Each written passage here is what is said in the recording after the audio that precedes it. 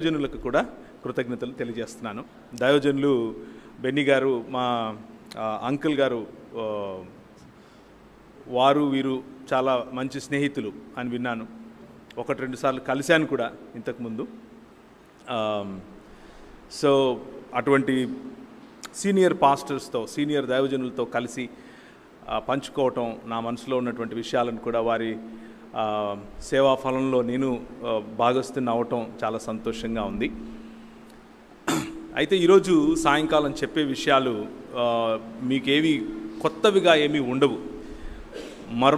మర్మరాలు ఏమీ తీసుకొని రాలేదు. నేను మామూలుగా దేవుని వాక్యంలో నుంచి కొన్ని విషయాలను మీలో ఒకటిగా మీరు నేర్పితే నిలబడినటువంటి మీ ఏమంటారు మనస్ఫూర్తిగా ఉన్నది ఉన్నట్లుగా నేను మీ ముందు చెబుతున్నాను. ఏమనంటే, ఒక లెక్కల మాస్టరు పిలిచి రెండెక్కం చెప్పమంటే రెండెక్కం నేర్పిస్తే, కుర్రాడు నేర్చుకున్న తర్వాత ఆ క్లాస్ ముందు నిలబెట్టి రెండెక్కం చెప్పరా అంటే వాడు రెండెక్కం చెప్తాడు. చెప్పినప్పుడు అందరూ చప్పట్లు కొడతారు, అభినందిస్తారు. అలాగే మీలో చాలామంది నాకంటే పెద్దవారు సంఘంలోనూ అలాగే పరిచర్యలోనూ మీకున్నంత ఎక్స్పీరియన్స్ నా వయసు ఉండదు. అయినప్పటికీ మీరు కూర్చుని అక్కడ ఉన్నారు అని అంటే నేను చెప్పేదంతా కరెక్ట్ అని, మీకేమీ రాదని, అలాంటి ఉద్దేశంతో నేను ఇక్కడికి నిలబడలేను. మీరు చెప్పి నేర్పించగా నిలబడి వల్లెవేస్తున్నాను అంతే. అంత మాత్రమే క్రైస్తవ సంఘం, సార్వత్రిక క్రైస్తవ సంఘం నేర్పించినటువంటి పాఠాలు, నేర్పించినటువంటి దేవుని వాక్యంలో తెలుసుకోవాల్సినటువంటి నిధులను మీరు నేర్పించగా నేను తిరిగి మీ ముందు వల్లెవేస్తున్నాను అన్న విషయాన్ని దయచేసి గుర్తుంచుకోండి.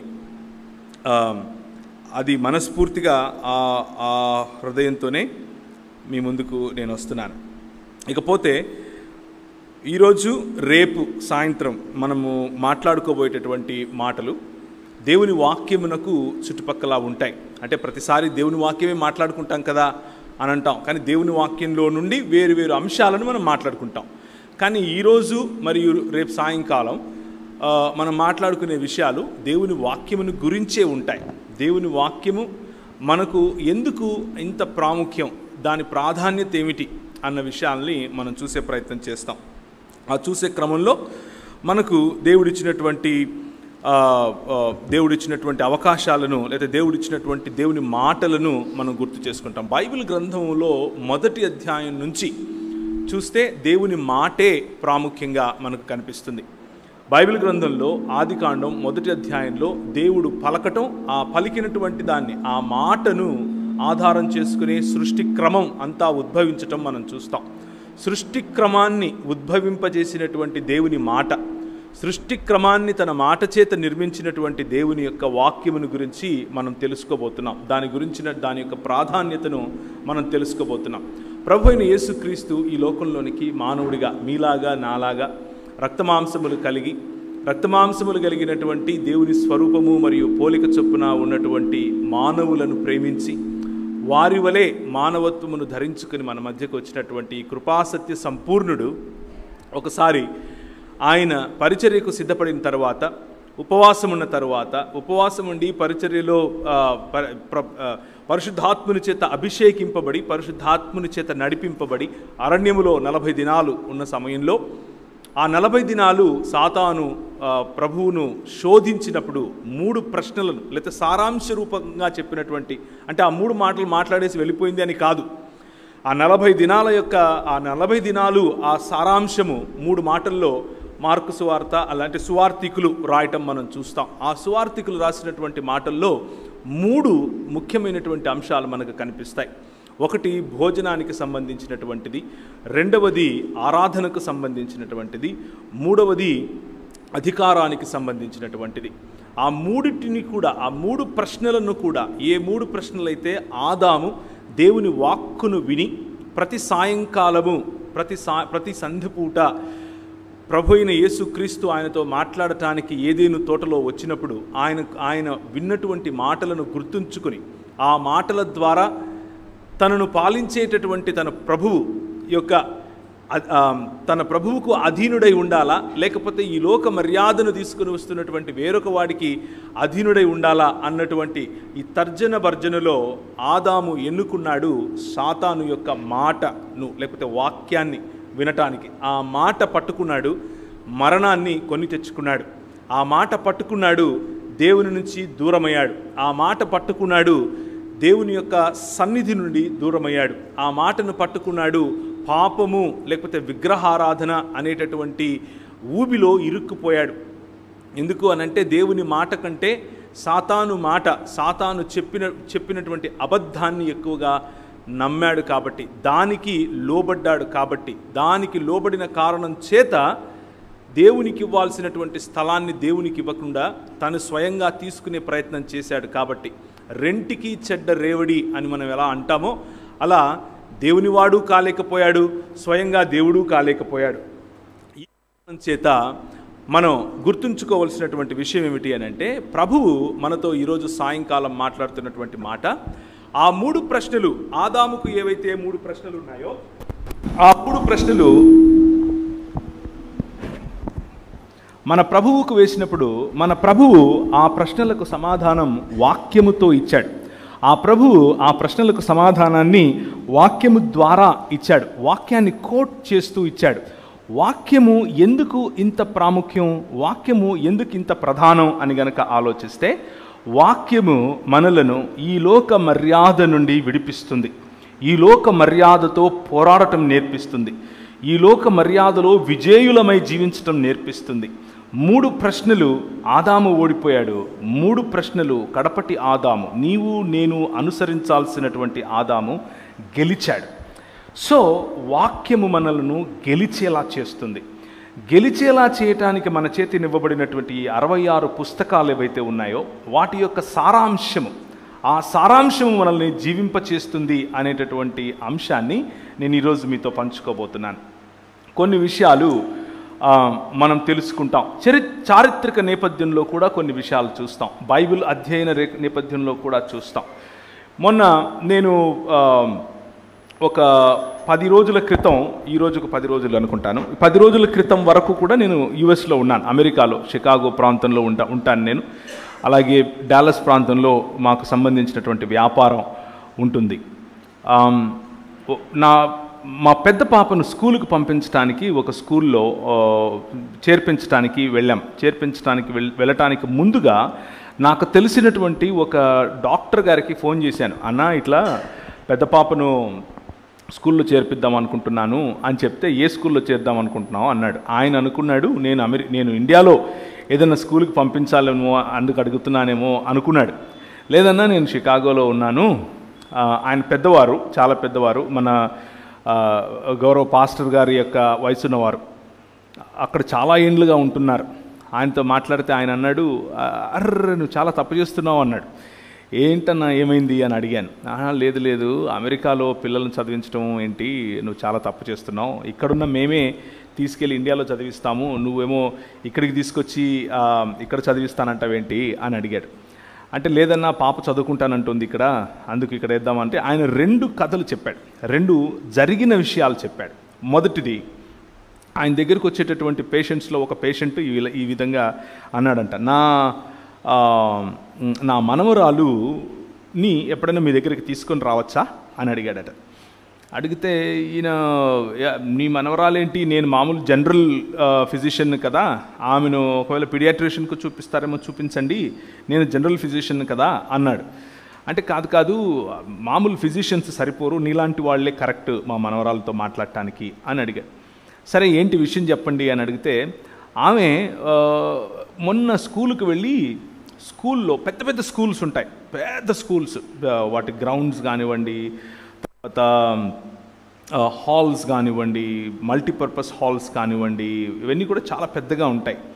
వాటిల్లో ఒకానొక వాష్రూమ్లో, అంటే బాత్రూంలోకి వెళ్ళి ఒక కొనలో ఒక మూలలో కూర్చొని ఆ అమ్మాయి ఒక రకమైనటువంటి ఒక రకంగా బిహేవ్ చేస్తుంది. ఏం జరిగిందమ్మా అని స్కూల్లో ఉన్నటువంటి అధికారులు వెళ్ళి ఆ అమ్మాయిని బుజ్జగించి దగ్గరికి తీసుకుని మాట్లాడితే, ఆమె ఉంటుంది, ఈరోజు నేను పిల్లిగా ఉండాలి అని అనుకున్నాను, నాలో నేను పిల్లి అని ఫీల్ అవుతున్నాను, కాబట్టి పిల్లిలాగా బ్రతకాలనుకుంటున్నాను అని చెప్పింది. వీళ్ళకి మతులు పోయాయి. ఏంటి, ఎలా ఉండాలనుకుంటున్నావు అంటే, పిల్లి ఎలా మాట్లాడుతుందో, పిల్లి ఎలాంటి అరుపులు అరుస్తుందో, పిల్లి ఏం తింటుందో, పిల్లి ఏ విధంగా ఒక కొనలో కూర్చుంటుందో అలాగే నేను చేయాలనుకుంటున్నాను అని చెప్పింది. ఇది మొదటిది. రెండవది, అదే దేశంలోనే ఇద్దరు కవల పిల్లలు కూడా స్కూల్కి వెళ్ళారు. ఇద్దరు మగపిల్లలైనటువంటి ఇద్దరు కూడా స్కూల్కి వెళ్ళిన తర్వాత వాళ్ళ స్కూల్లో కొన్ని పాఠాలు చెప్పారు. వాళ్ళ స్కూల్లో చెప్పినటువంటి పాఠాలు అక్కడ ఏం నేర్పిస్తారు అని అంటే, మీరు ఏది ఫీల్ అవుతే అదే మీరు, అంటే మీ మనసులో మీకు ఏదని అనిపిస్తుందో, మీరు ఏమై ఉన్నారు అని మీ మనసు మీకు చెప్తుందో మీరు అదే అని నేర్పిస్తారు. ఆ నేర్పించినటువంటి నేర్చుకున్న తర్వాత ఈ ఇద్దరు పిల్లలు ఒక 10 రోజులు 15 రోజుల తర్వాత, అంటే వాళ్ళు మిడిల్ స్కూల్కి వెళ్ళారు. 4వ తరగతి తర్వాత వచ్చే 6వ తరగతి నుంచి వచ్చే మిడిల్ స్కూల్, 7వ తరగతికి వచ్చే వరకు ఆ కవల పిల్లల్లో ఒక అబ్బాయి ఆడపిల్లల్లాగా బట్టలు వేసుకోవటం మొదలుపెట్టాడు. ఏంట్రా ఆడపిల్లల్లాగా బట్టలు వేసుకుంటున్నావు ఈరోజు అని వాళ్ళ అమ్మ అడిగితే, లిప్స్టిక్ పెట్టుకుంటూ కొంచెం జ్యువెలరీ లాగా పెట్టుకుంటూ అన్నాడట, నేను ఈరోజు ఆడపిల్లని అవ్వాలనుకుంటున్నాను, ఆడపిల్లల వాష్రూమ్కి వెళ్ళాలనుకుంటున్నాను, ఆడపిల్లల బాత్రూంలో ఉండాలనుకుంటున్నాను, నాలో ఆడపిల్లల లాంటి ఫీలింగ్స్ ఉన్నాయి అని చెప్పుకొచ్చాడు. ఎందుకు ఈ 2 కథలు చెప్పాను, లేకపోతే ఇవి జరిగినటువంటి ఘటనలు ఆ డాక్టర్ గారు నాకు స్వయంగా చెప్పినటువంటి మాటలు ఎందుకు అనంటే, మనం వినే మాటలు, మనకు చెప్పే సంగతులు అవి మన మనసుల్లో నాటుకుని పోతాయి. అవి మన బిహేవియర్ పైన ప్రభావం చూపిస్తాయి. మనం ఎలాంటి బట్టలు వేసుకుంటాం, ఎలాంటి కోరికలు కలిగి ఉంటాం, ఎలాంటి ఆలోచనలు చేస్తాం, ఎలాంటివి చదువుతాం, ఎలాంటి సంబంధాల్లో ఉంటాం అన్నది మనం వినే మాటలను, వాటిపైన మనం ఉంచే నమ్మకము డిసైడ్ చేస్తుంది. సో మాట అన్నది, వాక్యము అన్నది వినటానికి ఒక మాటేగా అనుకుంటాం, కానీ ఆ మాట మన పైన చాలా బలమైనటువంటి పని చేస్తుంది. ఆ బలమైనటువంటి పని మనల్ని కూల్చేదిగా అయినా ఉంటుంది, లేకపోతే నిర్మించేదిగా అయినా ఉంటుంది. మనం కూల్చబడటానికి, నిర్మించబడటానికి రెండిటికీ కూడా మాట ముఖ్యంగా ఆధారం అవుతుంది. దేవుని వాక్యం చెప్తుంది యాకోబు గ్రంథంలో, నీ నోటి నాలుకను అదుపులో ఉంచుకో అని చెప్తుంది. నీ నాలుకను అదుపులో ఎందుకు ఉంచుకోవాలి అని అంటే, అది వైల్డ్ ఫైర్ లాంటిది, అది అగ్ని లాంటిది. మనుషులను చిన్నాభిన్నం చేస్తుంది, సంబంధాలను చిన్నాభిన్నం చేస్తుంది. ఒక మనిషిని మనిషిగా కాకుండా పశువుగా తీర్చిదిద్దగలిగినటువంటి శక్తి నాలుకకు ఉంటుంది, రాళ్లను కరిగించే శక్తి ఉంటుంది. ఒకసారి నేను ఒక చిన్న ఎక్స్పెరిమెంట్ చేశాను. మా ఇంట్లో ఒక వ్యక్తికి చెప్పటం కోసం, ఆమె మాటలు ఎంత డేంజరస్ ఉంటాయి అని చెప్పటం కోసం, ఒక చిన్న మొక్క, తులసి మొక్క పెట్టుకుంటారు కదా ఇంట్లో, అలాంటిది తీసుకుని వచ్చి మా ఇంట్లో బాల్కనీలో పెట్టాను. బాల్కనీలో పెట్టి ప్రతిరోజు దానికి నీళ్లు పోసే సమయంలో దాన్ని తిట్టమని చెప్పాను. జాగ్రత్తగా వినండి. దానికి నెగిటివ్ మాటలు, దాన్ని తిడుతూ నెగిటివ్గా మాట్లాడుతూ ఉండమని చెప్పాను. అలా చేశారు. ఎప్పుడూ ఎలా మిగిలిన మొక్కలకు నీళ్ళు ఎలా పోస్తారో దానికి అలాగే పోశారు. మిగిలిన మొక్కల దగ్గర కోడిగుడ్లు లేకపోతే ఇలాంటి ప్రోటీన్ రావడానికి ఏదైతే పెడతారో అవే దానికి పెట్టారు. కానీ చూసిన ప్రతిసారి తిడుతూ, చీదరించుకుంటూ, దుర్భాషలాడుతూ, నెగిటివ్గా మాట్లాడుతూ ఆ చెట్టుకు చేశారు. 1 నెలన్నర తరువాత అది చచ్చిపోయింది. నెలన్నర తరువాత ఆ మొక్క చచ్చిపోయింది. సో ఎందుకు ఈ మాటలు చెప్తున్నాను అనంటే, మాట అన్నది అంత స్ట్రాంగ్, అంత బలమైంది. ఆ బలమైన మాట మన హృదయాలను నిర్మించగలదు, లేకపోతే మన హృదయాలను నిర్వీర్యం కూడా చేయగలదు. దేవుని మాట నిర్మించే మాట, దేవుని మాట కలుగజేసే మాట, దేవుని మాట కట్టే మాట, దేవుని మాట ఈ లోక మర్యాదను కూలుస్తుంది, ఈ లోకంలో మంచిని నిర్మిస్తుంది. దేవుని మాట మనకొక దృక్పథాన్ని ఇస్తుంది. దృక్పథము అనంటే ఏమిటి అనంటే, ఇవి కంటి అద్దాలు. ఇలా పెట్టుకున్నప్పుడు దీని ద్వారానే నేను మిమ్మల్ని అందరినీ చూడగలుగుతున్నాను. ఇది పెట్టుకుంటే నాకు బాగా కనిపిస్తాయి, చదవగలుగుతాను. కానీ ఇవి పెట్టుకుంటే మీరు బాగా కనిపించరు. ఇవి తీసేస్తే మీరు బాగా కనిపిస్తారు, కానీ అద్దాలు సరిగ్గా కనిపించవు. దీన్ని గుడ్డితనానికి మొదటి మెట్టు అంటారు, రైట్? నేను ఆ మొదటి మెట్టు ఎక్కేసాను ఆల్రెడీ.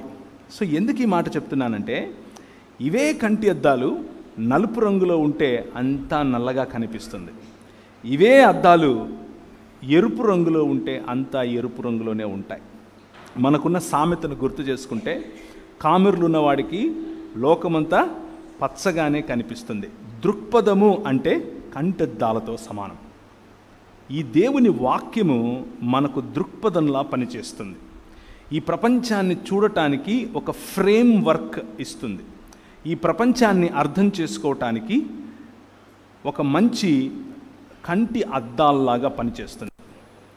పురుషుణ్ణి పురుషునిగా చెబుతుంది, స్త్రీలను స్త్రీలుగా చెబుతుంది.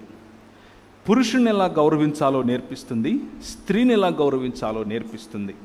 స్త్రీ పురుషులకు ఉన్నటువంటి వైవిధ్యత లేదా వివిధత, అలాగే స్త్రీ పురుషులు దేవుని స్వరూపము మరియు పోలిక చొప్పున చేయబడినటువంటి దేవుని పోలికలో ఉన్నటువంటి మనుష్యులుగా చెబుతుంది. ఈ లోకం నేర్పించేటటువంటి ఆలోచనలకు భిన్నంగా దేవుడు తన విలువలను ఈ వాక్యము ద్వారా మనకు నేర్పిస్తాడు. ఈ వాక్యము ఈ దృక్పథములాగా పనిచేయటం కారణం చేత సంబంధాలలో మార్పు, వ్యక్తిగత జీవితంలో మార్పు, జీవితంలో మార్పు, సంఘ జీవితంలో మార్పు, సంఘ జీవితంలో బాధ్యతలు, కుటుంబం పట్ల బాధ్యతలు, స్త్రీల పట్ల గౌరవం, చిన్న బిడ్డల పట్ల వారి హక్కులను వారికి ఇచ్చేందుకు చేసే ప్రయత్నం, ఇలా చూసుకుంటూ పోతే సమాజ నిర్మాణం జరగటానికి, మానవుడు తిరిగి మానవుడు అవటానికి దేవుని వాక్యము ఒక దృక్పథంలాగా పనిచేస్తుంది. దాని ద్వారా, దాని గుండా చూసినప్పుడు అన్నీ స్పష్టంగా కనిపిస్తాయి. దాన్ని తీసేసినప్పుడు మసకగా కనిపిస్తుంది. మొదటి చూసినట్లయితే ఆదాము మరియు సాతాను జరిగినటువంటి ఆ సంభాషణ, సాతాను చెప్పినటువంటి అబద్ధం విన్నప్పుడు ఆయన, మీరు దేవతలే కదా, మీరు దేవుని వంటి వారే కదా, ఆయన మిమ్మల్ని ఆయన స్వరూపముందు ఆయన పోలిక చొప్పున చేశాడు కదా, మళ్ళా మీకు దేవుడేంటి అని అన్నాడు. అలా అన్నప్పుడు, అవును, నా దేవుడు నన్ను సామంతుడిగా చేశాడు, ఈ ప్రపంచము పైన ఆయన 5 రకాలైనటువంటి ఆశీర్వాదములు నాకు ఇచ్చాడు, ఆయన వాక్కు నిజమైనది, ఆయన ఒక మాట పలికాడు అనంటే ఆ వాక్యము నిజమైనది, దాని మీద నేను నిలబడాలి అన్నటువంటి ఆలోచన. 5 రకాలైనటువంటి ఈ బ్లెస్సింగ్స్, లేకపోతే ఆశీర్వాదముతో కూడినటువంటి బాధ్యత, కర్తవ్యం, ఆశీర్వాదము మరియు బాధ్యత కలిసి ఉన్నటువంటి 5 మాటలు. మీరు ఫలించండి, మీరు విస్తరించండి, అభివృద్ధి చెందండి, భూమిని నిండించండి మరియు దానిని లోపరచుకోండి. మీరు ఫలించండి, విస్తరించండి, అభివృద్ధి చెందండి, భూమిని నిండించండి మరియు దానిని లోబరుచుకోండి. It's a mandate. Mandate is something that involves a responsibility and a blessing in it. అందులో దేవుని ఆశీర్వాదముతో పాటు బాధ్యత మనకు కనిపిస్తుంది. ఇది మన బాధ్యత. ఏంటి మన బాధ్యత? ఫలించటం మన బాధ్యత, విస్తరించటం మన బాధ్యత, భూమిని నిండించటం మన బాధ్యత, అభివృద్ధి చెందటం మన బాధ్యత, దానిని లోపరుచుకోవటం మన బాధ్యత. ఆ బాధ్యతను మనకు దేవుడు తన సామంతుడిగా, ఆయన చక్రవర్తి అయి సర్వలోకమును పరిపాలించే సమయంలో నిన్ను పిలిచి, నీవు నాకు ప్రతినిధివి అని చెప్పి ఆయన ఈ లోకంలో ఏలమని చెప్పాడు. ఆ ఏలమని చెప్పిన మాటను ఆదాము విన్నాడు. ఆదాము హవ్వలు అనగా మానవ సమాజం అది విన్నది. విన్న మానవ సమాజం దేవుని వాక్యమును పట్టుకోకుండా పక్కనే వచ్చి చెప్పినటువంటి ఇంకొక మాట, నువ్వు దేవుడివి కాలేవా నీకు ఇంకా పైన ఒక నాయకుడు ఉండాలా, నీ అంతా నువ్వు చెయ్యొచ్చుగా అని చెప్పినప్పుడు, లేకపోతే నువ్వు దేవుడివేనటగా అని చెప్పినప్పుడు దేవుని స్థానాన్ని మనం దొంగిలించే ప్రయత్నం చేశాం. మనిషిగా మనల్ని దేవుడు చేశాడు, దేవుడుగా నేను ఉండాలని మనిషి అనుకున్నాడు. జాగ్రత్తగా వినండి, మనిషిగా దేవుడు మనల్ని చేశాడు, మనిషి మాత్రం దేవుడిని అవ్వాలి అని అనుకున్నాడు. తన మతాలను సృష్టించుకున్నాడు, తన దృక్పథాలను సృష్టించుకున్నాడు. ఉన్నటువంటి ప్రతి ఈవిని మరల్చుకొని తానే దేవుడయ్యే ప్రయత్నం చేశాడు. దీన్నే విగ్రహారాధన అంటారు, దీన్నే పాపము అని అంటారు. మన మానవ సమాజం మొత్తం కూడా పాపంలో పడిపోవటానికి గల ఏకైక కారణం దీన్నే ఒరిజినల్, లేకపోతే దీన్నే మూల పాపము అని కూడా పిలుస్తారు. జన్మ పాపము అని కొంతమంది పేరు పెట్టారులేండి దానికి, కానీ మూలములో పాపం, ది ఒరిజినల్, నిజానికి ఎక్కడ పాపం మొదలైంది అన్నటువంటి మాట.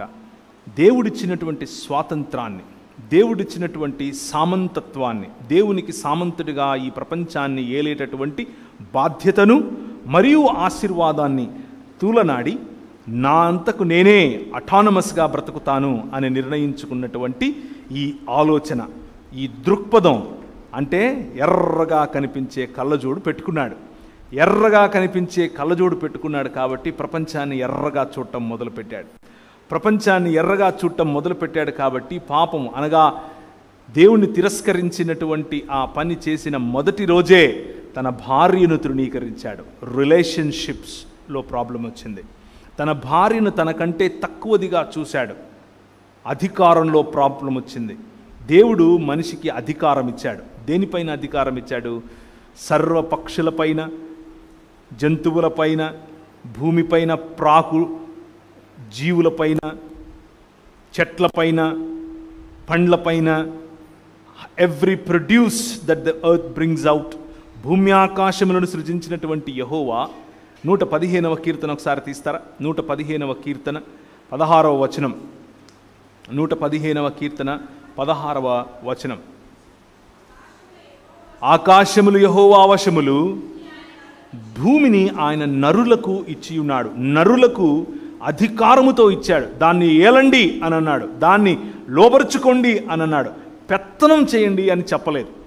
లోబరుచుకోవటం అంటే ఏంటి అంటే స్వయంగా తానే ఒక మోడల్ చూపించాడు. ఎలాంటి మోడల్ చూపించాడు? చేసినటువంటి సృష్టికర్త అయినటువంటి ఈ దేవుడు ప్రతి చల్ల పొద్దున వచ్చి ఇచ్చిన బాధ్యతను గుర్తు చేసి, ఇంతకు ఆయన నేను ఇలా అనుకుంటాను అప్పుడప్పుడు, ఏం మాట్లాడింటాడు ఆయన ఆదాముతో? ప్రతిరోజు వచ్చి ఏం తిన్నావు, ఏం చేశావు? ఒక స్నేహితుడు, ఇద్దరు స్నేహితుల మధ్య ఎటువంటి సంభాషణ ఉంటుంది? బహుశా అటువంటి సంభాషణే దేవునికి మరియు మానవుడికి ఉండేదేమో.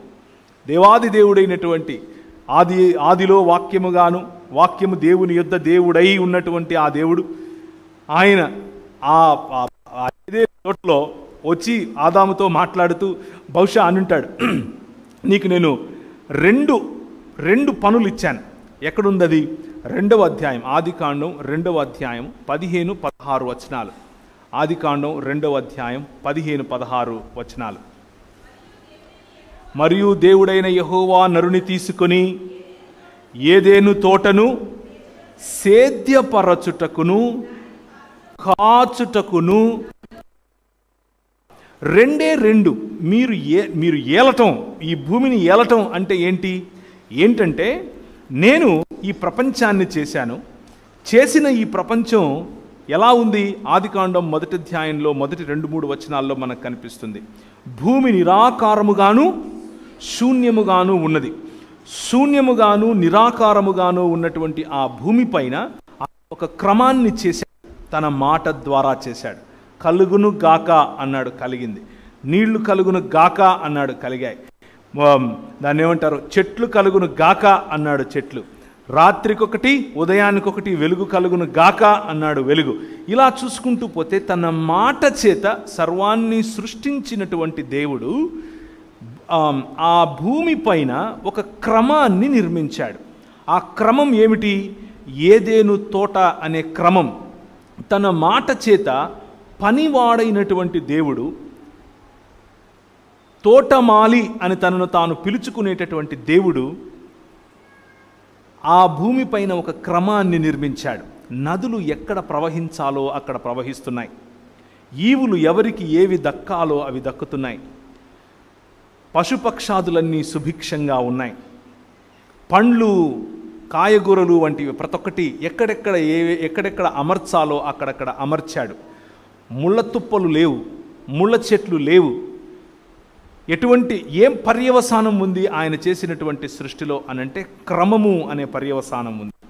ఆ క్రమంలో మానవుడు సుభిక్షతను చూసి ఆ క్రమాన్ని విస్తరింపచేయాలి, ఆ క్రమములో ఫలించాలి, ఆ క్రమాన్ని అభివృద్ధి చేయించాలి, ఆ క్రమముతో భూమిని నిండించాలి, ఆ క్రమము ద్వారా ఏలుబడి చేయాలి. పెత్తనం కాదు, ఏలుబడి చేయాలి. పెత్తనం చేయటం అంటే అర్థం ఏమిటి అని అంటే, ఒక అత్తగారు కోడలి పైన చేసేది, లేకపోతే ఈ రోజుల్లో రివర్స్లేండి, అత్తగారి పైన కోడలు చేసేది, అది పెత్తనం. మనము పోలీస్ స్టేషన్కి వెళ్తే సిఐ గారు చేసేది, లేకపోతే మనం అధికారి అని అనుకునేవాడు. మీరు స్కూల్కి వెళ్ళుంటారు, లెక్కల మాస్టర్ అంటే మీకు ఏం గుర్తొస్తుంది? ఇలా ఇలా ఇలా ఇలా ఇలా షేక్ అయిపోతూ ఉంటారు. ఎందుకు? పెత్తనం చేస్తాడు, చేతిలో కట్టబట్టుకుని 2 ఇచ్చుకుంటాడు. ఆయన ఇచ్చుకునే ఆ 2 మనకు ఈ రోజు వరకు గుర్తుంటాయి. అది పెత్తనం చేయటం. మన ఉద్దేశంలో అధికారి అంటే ఎవరంటే మన హక్కులను కాలరాసేవాడు, మన హక్కులతో ఆడుకునేవాడు, మన బాడీస్ను అబ్యూస్ చేసేవాడు, మనకున్నటువంటి స్వేచ్ఛను హరించేవాడు అని అనుకుంటాం. నిజానికి అది దేవుని మాట కాదు, దేవుని వాక్యం కాదు. దేవుని వాక్యము అధికారం ఇచ్చింది. ఏంట అధికారం? సేద్యము చేయటానికి మరియు కాయటానికి నీకు ఇచ్చినటువంటి అధికారం. ఏదెను తోటను సేద్యపరచుటకును కాయుటకును ఆయన ఆదాముకు అధికారం ఇచ్చాడు. దేవుని దృష్టిలో, దేవుని దృక్పథంలో అధికారం అంటే ఏంటంటే కాచుకోవటం. దేవుని దృక్పథంలో అధికారం అంటే ఏంటంటే సేద్యపరచటం. మానవుని దృక్పథంలో, లేకపోతే ఈ లోక మర్యాదలో, ఈ లోక దృక్పథంలో అధికారం అంటే ఏంటంటే పెత్తనం చేయటం, అవతలి వారిపైన రాజ్యం చేయటం. దేవుడు మనిషికి అధికారం అన్నింటిపైన ఇచ్చాడు, సర్వ సృష్టి పైన ఇచ్చాడు. కానీ ఒక మనిషి పైన ఇంకొక మనిషికి అధికారం ఇచ్చాడా? ఇవ్వలేదు.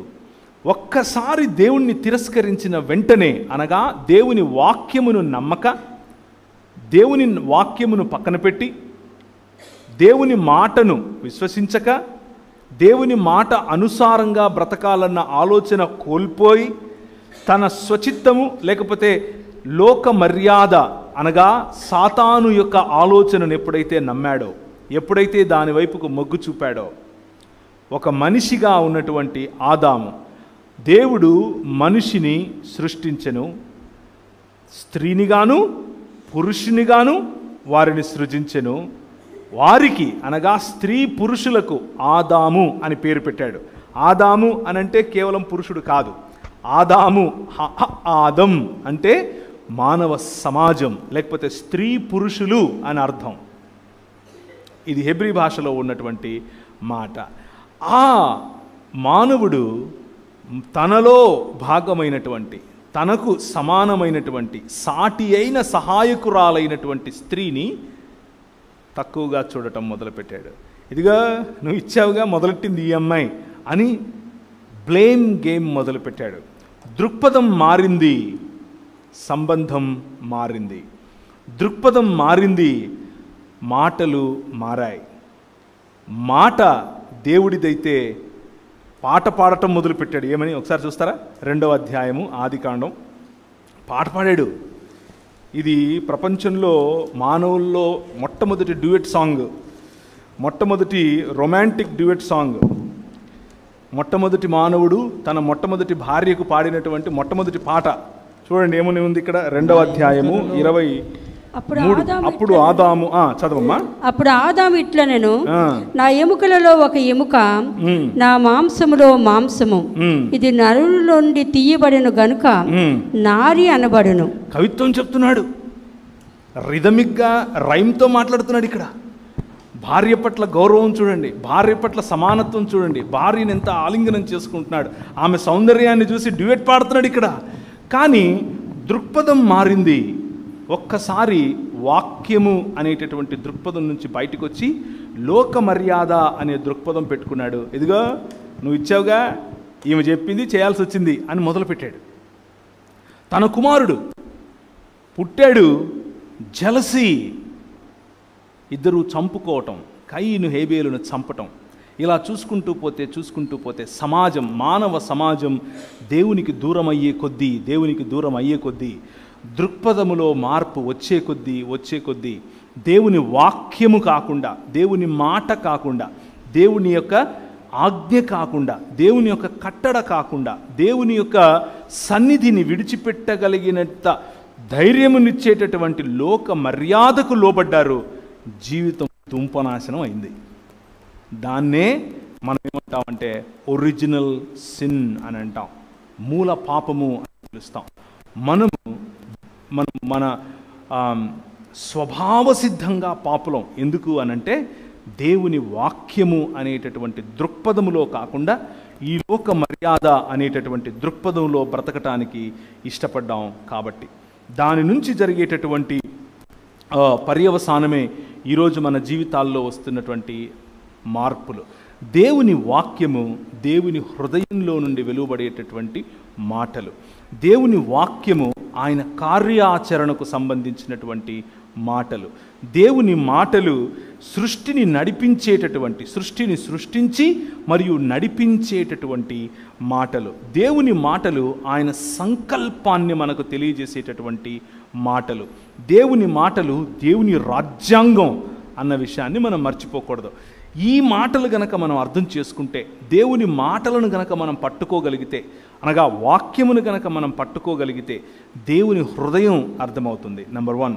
నెంబర్ 2, దేవుని కార్యాచరణ అర్థమవుతుంది. నెంబర్ 3, దేవుని యొక్క సంకల్పం అర్థమవుతుంది. నెంబర్ 4, దేవుని యొక్క విమోచన కార్యం అర్థమవుతుంది. నెంబర్ 5, దేవుని యొక్క దాన్ని ఏమంటారు, దేవుని యొక్క రాజ్యాంగము అర్థమవుతుంది. కాబట్టి ఆయన రాజని, మనం ఆయన సామంతులమని, ఆయన యొక్క అంబాసిడర్స్మని, ఈ ప్రపంచాన్ని ఏలటానికి, ప్రపంచంలో సుభిక్షతను తీసుకొని రావటానికి అవసరమైనటువంటి సువార్త అర్థమవుతుంది. సో దేవుని వాక్యము రెండంచుల ఖడ్గము అన్నటువంటి మాట మీరు వినే ఉంటారు, దేవుని వాక్యంలో చదివే ఉంటారు. దేవుని మాట రెండంచుల ఖడ్గము అని మనకు ఎందుకు చెప్తున్నారు అంటే, ఒక అంచు దేవుని గురించి మనకు చెబుతుంది, రెండవ అంచు మనిషిని గురించి చెబుతుంది. ఈ 66 పుస్తకాలు ఉన్నటువంటి దేవుని వాక్యం చాలామంది పొరపడేది ఏమిటి అని అంటే, we limit this to the theology written by human beings. మనుష్యుల చేత, లేకపోతే మనుష్యులు వ్రాసినటువంటి దేవుని గురించినటువంటి అధ్యయనం అని అనుకుంటాం. కానీ అంతకు మాత్రమే పరిమితం కాదండి. దేవుని వాక్యమైనటువంటి 66 పుస్తకాలు ఉన్నటువంటి బైబిల్ గ్రంథము దేవుడు రాసినటువంటి ఆంథ్రోపాలజీ. ఆంథ్రోపాలజీ అంటే అర్థం ఏంటంటే మనుష్య శాస్త్రము. This is not just a theology or the book of theology, but this is a book of anthropology written by God himself. దేవుడు రాసినటువంటి ఆంథ్రోపాలజీ అనే పుస్తకమే బైబిల్.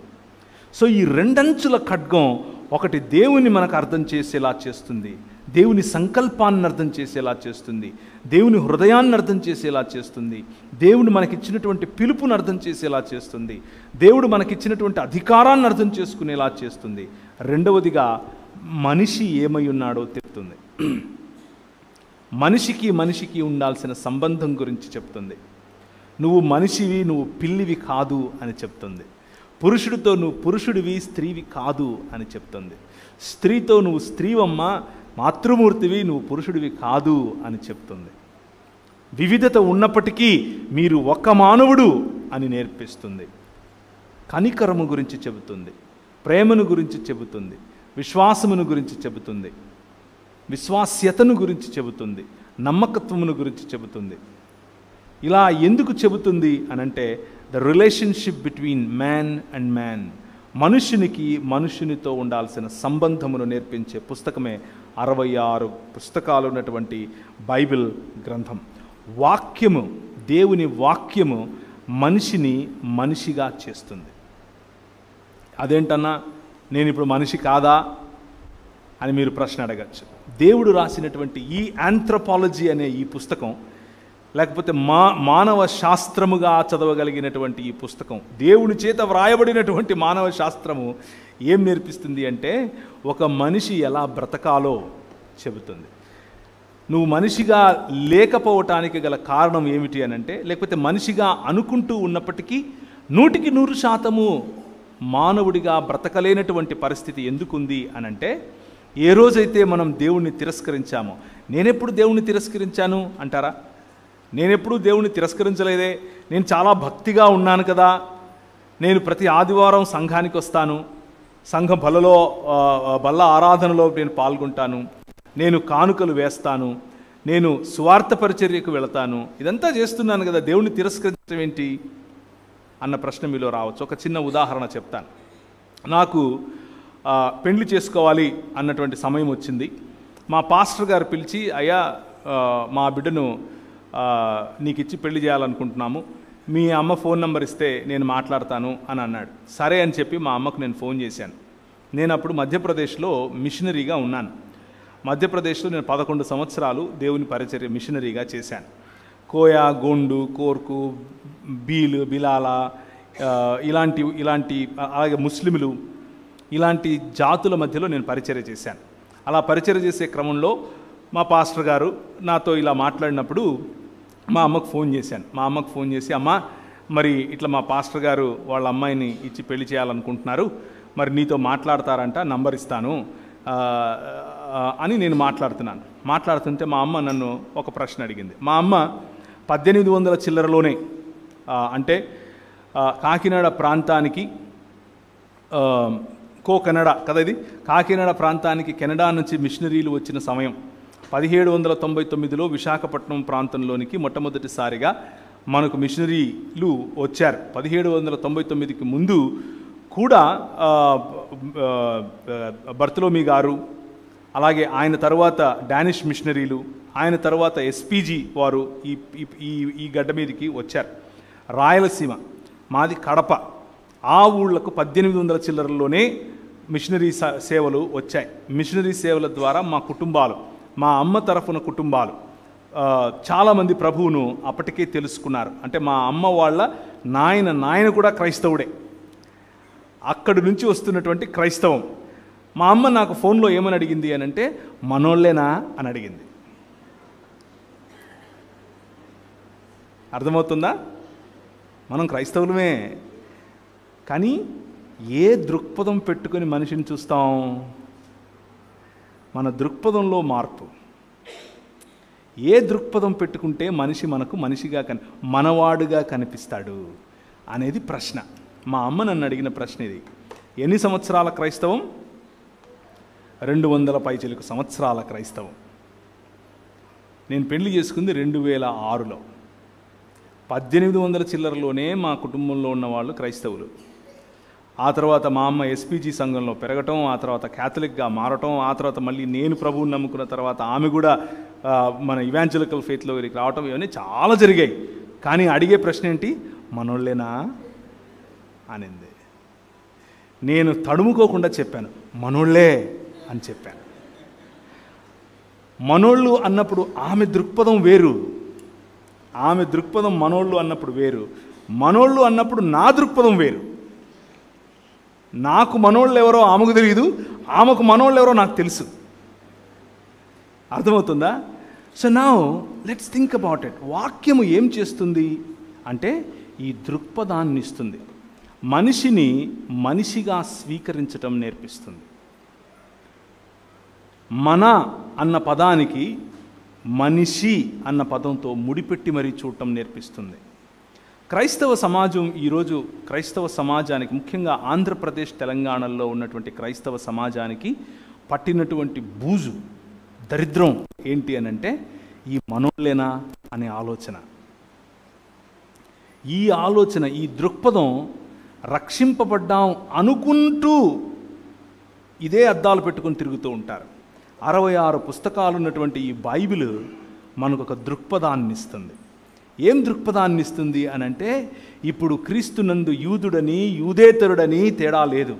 ఇప్పుడు క్రీస్తునందు స్త్రీ అని పురుషుడని తేడా లేదు. ఇప్పుడు క్రీస్తునందు స్వామి అని బానిస అని తేడా లేదు. అందరూ మధ్యలో అడ్డుగోడలు పడద్రోయబడ్డాయి. గలతీయులకు రాసిన పత్రిక రాసిందే ఇందుకు. గలతీయులకు అనేటటువంటి పత్రిక రాసిందే మానవులలో ఉన్నటువంటి నువ్వు నల్లోడివా, తెల్లోడివా, బ్రౌన్గా ఉంటావా, పొట్టిగా ఉంటావా, పొడుగ్గా ఉంటావా, ముక్కు సప్పడుగా ఉంటుందా, ముక్కు పొడుగ్గా ఉంటుందా, పనలు పెద్దగా ఉంటాయా, ఇవేవి కాదు. ఏ భేదము లేదు. మానవులంతా ఇప్పుడు క్రీస్తునందు సమానము. మీరు మనుషులుగా బ్రతకటం కోసం పిలువబడ్డారు అని చెప్పేటటువంటి ఏకైక పుస్తకం 66 పుస్తకాలు ఉన్నటువంటి బైబిల్ గ్రంథం. నేను దాదాపు 2002 నుంచి 2014 వరకు ఎన్ని సంవత్సరాలు అయ్యాయి? 2011 వేసుకోండి, ఎన్ని సంవత్సరాలు అయ్యాయి? చాలా సంవత్సరాలు అయ్యాయి. ఇప్పుడు లెక్క పెట్టడం ఎందుకు? అన్ని సంవత్సరాలు ఇస్లాం స్టడీ చేశాను. అన్ని సంవత్సరాలు నేను ఇస్లాం స్టడీ చేశాను. పెద్ద పెద్ద వాళ్ళతో ఇస్లాం గురించినటువంటి డిబేట్స్ చేశాను. ఇలా కొన్ని వేల మంది ఉండగా నిలబడి బైబిల్ గ్రంథాన్ని, ఇస్లాం ఖురాన్ గ్రంథాన్ని పక్కన పెట్టుకొని మాట్లాడాను. వాళ్ళ సొంత మసీదులకు వెళ్ళి నేను దాని గురించి మాట్లాడాను. చాలామంది క్రైస్తవంలోనికి ముస్లిం సహోదరులు వచ్చారు. నేను రాసిన పుస్తకాలు చదువుకుని కూడా వచ్చారు. ఎందుకు ఈ మాటలు చెప్తున్నానంటే, ఆ ఖురాన్ గ్రంథం ఈ దృక్పథం ఇవ్వదు. సమానత అన్నటువంటి దృక్పథం ఇవ్వదు. ఐక్యత అన్న దృక్పథం ఇవ్వదు. అలాగే గత కొన్ని సంవత్సరాలుగా, అనగా 2013వ సంవత్సరం నుంచి ఇది 2022 అంటే 9 సంవత్సరాలు నేను హైందవ భావజాలం గురించి స్టడీ చేస్తున్నాను. పురాణాలు కానివ్వండి, వేదాలు కానివ్వండి, మీ ఇష్టం వచ్చింది, గీత కానివ్వండి. రక్షణ టెలివిజన్లో దాదాపు ఒక 5 డిబేట్స్ నేను 5 డిబేట్స్ ఇంగ్లీష్లో చేశాను. హిందీలో అయితే వారానికి ఒకటి చేస్తుంటాను. తెలుగులో అయితే వారానికి ఒకటి. వాళ్ళు వస్తూ ఉంటారు, మాట్లాడుతుంటారు, వెళ్ళిపోతుంటారు వెనక్కి, వాళ్ళ దగ్గర సమాధానాలు లేక. కానీ ఏది తెలుసా కారణం? అలా దేవుని వాక్యమును పట్టుకొని నిలబడటం. 66 పుస్తకాలు ఉన్నటువంటి ఈ బైబిల్ గ్రంథం ఇచ్చే దృక్పథం ఇంకా ఏ పుస్తకంలో లేదు, ఏ భావజాలంలో లేదు, ఏ ఆలోచనలో లేదు. ఈ దృక్పథం ఉంది చూసారా, బైబిల్ అనేటటువంటి దృక్పథం. ఇది మనల్ని నిజంగా మనిషిగా మారుస్తుంది. ఇది నిజంగా మనకు శక్తినిస్తుంది. ఇది నిజంగా మనల్ని గెలిచేలా చేస్తుంది. నిజంగా మనల్ని ముందుకు నడిపిస్తుంది. ఒక చిన్న ఉదాహరణ చెప్పి ముందుకెళ్ళే ప్రయత్నం చేస్తాను. సమయం ఎక్కువ లేదు కాబట్టి 15 నిమిషాల్లో నేను 8:45 కొదమంటారా? 9 వరకు ఉందా? ఓకే, సరే. సో దేవుని వాక్యమును గురించినటువంటి ఆలోచన, దేవుని వాక్యము ఎలా మనల్ని పడుతుంది, ఎలా మన జీవితాలు మారుస్తుంది అనేది మనం మాట్లాడుకుంటున్నాం. ఈ ప్రాంతంలో వద్దులేండి, ఈ ప్రాంతం గురించి రేపు మాట్లాడదాం. హిస్టారికల్ ఎవిడెన్సెస్తో రేపు మాట్లాడదాం ఈ ప్రాంతం గురించి. ప్రస్తుతానికి ట్రావెన్కోర్ అనే ప్రాంతం గురించి మాట్లాడదాం. ట్రావెన్కోర్ అనేటటువంటి ప్రాంతము ఇప్పుడున్నటువంటి కేరళ మరియు తమిళనాడు ప్రాంతాల్లో ట్రావెన్కోర్, అలాగే ట్రాంకుబార్ అనేటటువంటి ప్రాంతాలు ఉంటాయి. ఈ ప్రాంతాల్లో స్త్రీలు పై వస్త్రం వేసుకోవటానికి అవకాశం ఉండేది కాదు. అంటే జాకెట్లు వేసుకోకూడదు, పై వస్త్రం వేసుకోకూడదు. వాళ్ళు ఇంతవరకే లుంగిల్లాగా కట్టుకొని తిరగాలి. పైన వక్షాలు కనిపించాలి అందరికీ. ముఖ్యంగా నిమ్న జాతికి చెందినటువంటి స్త్రీలు, నిమ్న జాతి అనంటే నిమ్న జాతికి ఉన్నటువంటి నిర్వచనం ఏమిటి అని అంటే, బ్రాహ్మణ, క్షత్రియ, వైశ్య మరియు ఈ 3 కాకుండా ఉన్న వాళ్ళందరూ కూడా నిమ్న జాతి. బ్రాహ్మణ, క్షత్రియ, వైశ్య జాతులు తప్ప మిగిలిన వాళ్ళందరూ నిమ్న జాతులే. అనగా అది రెడ్డి, వెలమ, కాపు, కమ్మ ఏదైనా కానివ్వండి, అందరూ నిమ్న జాతే. ఎవరింట భోజనం చేసినా మలం తినతో సమానము అని దేవి భాగవతం చెప్తుంది. సో అలాంటి పరిస్థితిలో మన దేశంలోనికి ఈ 66 పుస్తకాలు ఉన్నటువంటి బైబిల్ భావజాలాన్ని ఎత్తుకొని వచ్చిన వాళ్ళు వచ్చారు. ట్రాంకుబార్ ప్రాంతానికి మొట్టమొదటిసారిగా బైబిల్ భావజాలం మోసుకొని వచ్చిన వాళ్ళు. వాళ్ళ ద్వారా వచ్చినటువంటి మిషనరీ సమాజంలో ఒకరి పేరు చార్ల్స్ మీడ్ గారు. చెప్పండి ఒకసారి, చార్ల్స్ మీడ్. ఎంతమంది ఈ పేరు విన్నారు? వినలేదా? ఓకే, ఆయన పేరు తెలుసుకోకపోయినా పర్వాలేదు, కానీ మీరు జాకెట్లు వేసుకున్నారు కదా, ఒకసారి అలా తాకండి, జస్ట్ అలా తాకండి చాలు నా కోసం. రైట్, ఆ జాకెట్లు ఆయనే ఇచ్చాడు మీకు. ఎలాగో చెప్తాను. 200 సంవత్సరాల క్రితం జరిగినటువంటి పోరాటం ఇది. ఈ పోరాటం, ఈ 66 పుస్తకాలు ఉన్నటువంటి బైబిల్ గ్రంథం ఈరోజు మీరందరూ చక్కగా సీతాకోక చిలకల్లాగా మంచి మంచి జాకెట్లు, మంచి మంచి చీరలు వేసుకుని అక్క ఎక్కడ కొన్నావు అని అంటే ఫలానా అని చెప్పుకుంటున్నారు కదా. దానికి కారణమైన స్టోరీ చెప్తున్నాను. ఆ రోజుల్లో కేవలము లుంగీల వరకు మాత్రమే స్త్రీలు వేసుకునేవారు. కేవలం ట్రాంక్ బార్ మాత్రమే కాదు, తీర ప్రాంతాలన్నీ అంతే. భారతదేశం ఇలా కిందికి ఇలా ఉంటుంది కదా, ఇక్కడ నుంచి ఈ అరేబియా సముద్రం, ఇక్కడ నుంచి బంగాళాఖాతం, పైన కలకత్తా వరకు, అనగా తీర ప్రాంతాలుగా ఉన్నటువంటి ప్రాంతాలన్నీ. అందులో కాకినాడ కూడా ఉంది, అందులో విశాఖపట్నం కూడా ఉంది, రైట్, అందులో కటక్ ఉంది, అందులో భువనేశ్వర్ ఉంది, అందులో కలకత్తా ఉంది. ఇదంతా కూడా, దీన్నంతా కూడా అంటే మెడ్రాస్ ఉంది. ఈ తీర ప్రాంతాల్లో స్త్రీలు పై వస్త్రాలు వేసుకోవటానికి అవకాశం ఉండేది కాదు. జాకెట్లు వేసుకోరు బేసిక్గా. ఒకవేళ మీరు ఇక్కడ నుంచి శ్రీకాకుళం ప్రాంతానికి, శ్రీకాకుళం విజయనగరం ప్రాంతాలకు మీరు కనుక వెళ్తే, ఇప్పటి నుంచి ఒక 10 సంవత్సరాల క్రితం వరకు కూడా ముసలమ్మలు అమ్మమ్మలు వేసుకునేవారు కాదు. చాలా ఫోటోలు మీకు ఆన్లైన్ దొరికితే కావాలంటే చూసుకోండి. This is history. నేనేదో ప్రవీణ్ వచ్చాడు, నేను బట్టనెత్తేసుకుని ఏదో కొత్త కొత్త అని చెప్పి వెళ్ళిపోయాడు అనుకున్నారు, కాదు. This is history, well recorded history. A collector సమయంలో ఎవరు ఏం రాశారు, ఏ న్యూస్లో ఏం పబ్లిష్ అయింది, ఇవన్నీ సేకరించి నేను ఒక పుస్తకం రాశాను, దేవుని రాజ్యము, మిషనరీ ఉద్యమము అనే పుస్తకం. మీరు ఎవరికైనా కావాలంటే చెప్పండి, తర్వాత నేను పంపించే ప్రయత్నం చేస్తాను. నేను ఇప్పుడైతే ఏం తీసుకురాలేదు. సో అది అలాంటి పరిస్థితిలో చార్ల్స్ మీడ్ గారు ఆ ప్రాంతానికి వచ్చారు. కేరళ ఒకవైపు, తమిళనాడు ఒకవైపు, మధ్యలో ఒక కొండలు ఉంటాయి, చిన్న చిన్న కొండలు. కొండ దాటితే తమిళనాడు, కొండ నుంచి ఇటు వస్తే కేరళ. ఆ ప్రాంతాన్నే ట్రాంక్ బార్ అని అన్నారు. ఆ ప్రాంతంలో స్త్రీలు కేరళకు వెళ్ళంగానే ముఖ్యంగా నాడార్ అనేటటువంటి ఒక సమాజానికి చెందినటువంటి స్త్రీలు, వాళ్ళు కేరళకు వెళ్ళంగానే బట్టలు తీసేయాలి, పై బట్టలు తీసేసి వాళ్ళ స్థనాలు కనిపిస్తూ ఉండగా పనులు చేయాలి. వీళ్ళు గీత కార్మికులు బేసిక్గా. అంటే వీళ్ళు పామ్ ట్రీస్ నుంచి అవి తీయటం, కళ్ళు పైకెక్కి తీయటం, ఇలాంటి గీత కార్మికులు లాంటి వాళ్ళు నాడార్లు అనంటే. వీళ్ళు చార్ల్స్ మీడ్ గారి యొక్క పరిచర్యకు ఆకర్షితులయ్యారు. చార్ల్స్ మీడ్ గారు చర్చ్ మిషన్ సొసైటీ అనేటటువంటి ఒక ఆర్గనైజేషన్కు చెందినవారు. లండన్ నుంచి పంపించినటువంటి లండన్ మిషన్ సొసైటీ మరియు చర్చ్ మిషన్ సొసైటీ, అలాగే society to propagate gospel SPG అనేటటువంటి ఈ మూడు సమూహాలు కలిసి అక్కడ పనిచేస్తూ ఉన్నారు. ఆ చేసేటటువంటి పనిలో ప్రధానమైనటువంటి పని క్యులాన్, లేకపోతే ఈరోజు ఉన్నటువంటి కొల్లం అనేటటువంటి ప్రాంతం. ఆ ప్రాంతంలో తన మిషనరీ స్థావరాన్ని ఎన్నుకుని అక్కడ ఉంటూ పని చేయటం మొదలుపెట్టాడు. ఆయన దగ్గరికి ఒకరోజు ఏడ్చుకుంటూ స్త్రీలు మరియు పురుషులు అందరూ ఆ రోజు ప్రార్థనకు రమ్మంటే వచ్చారు.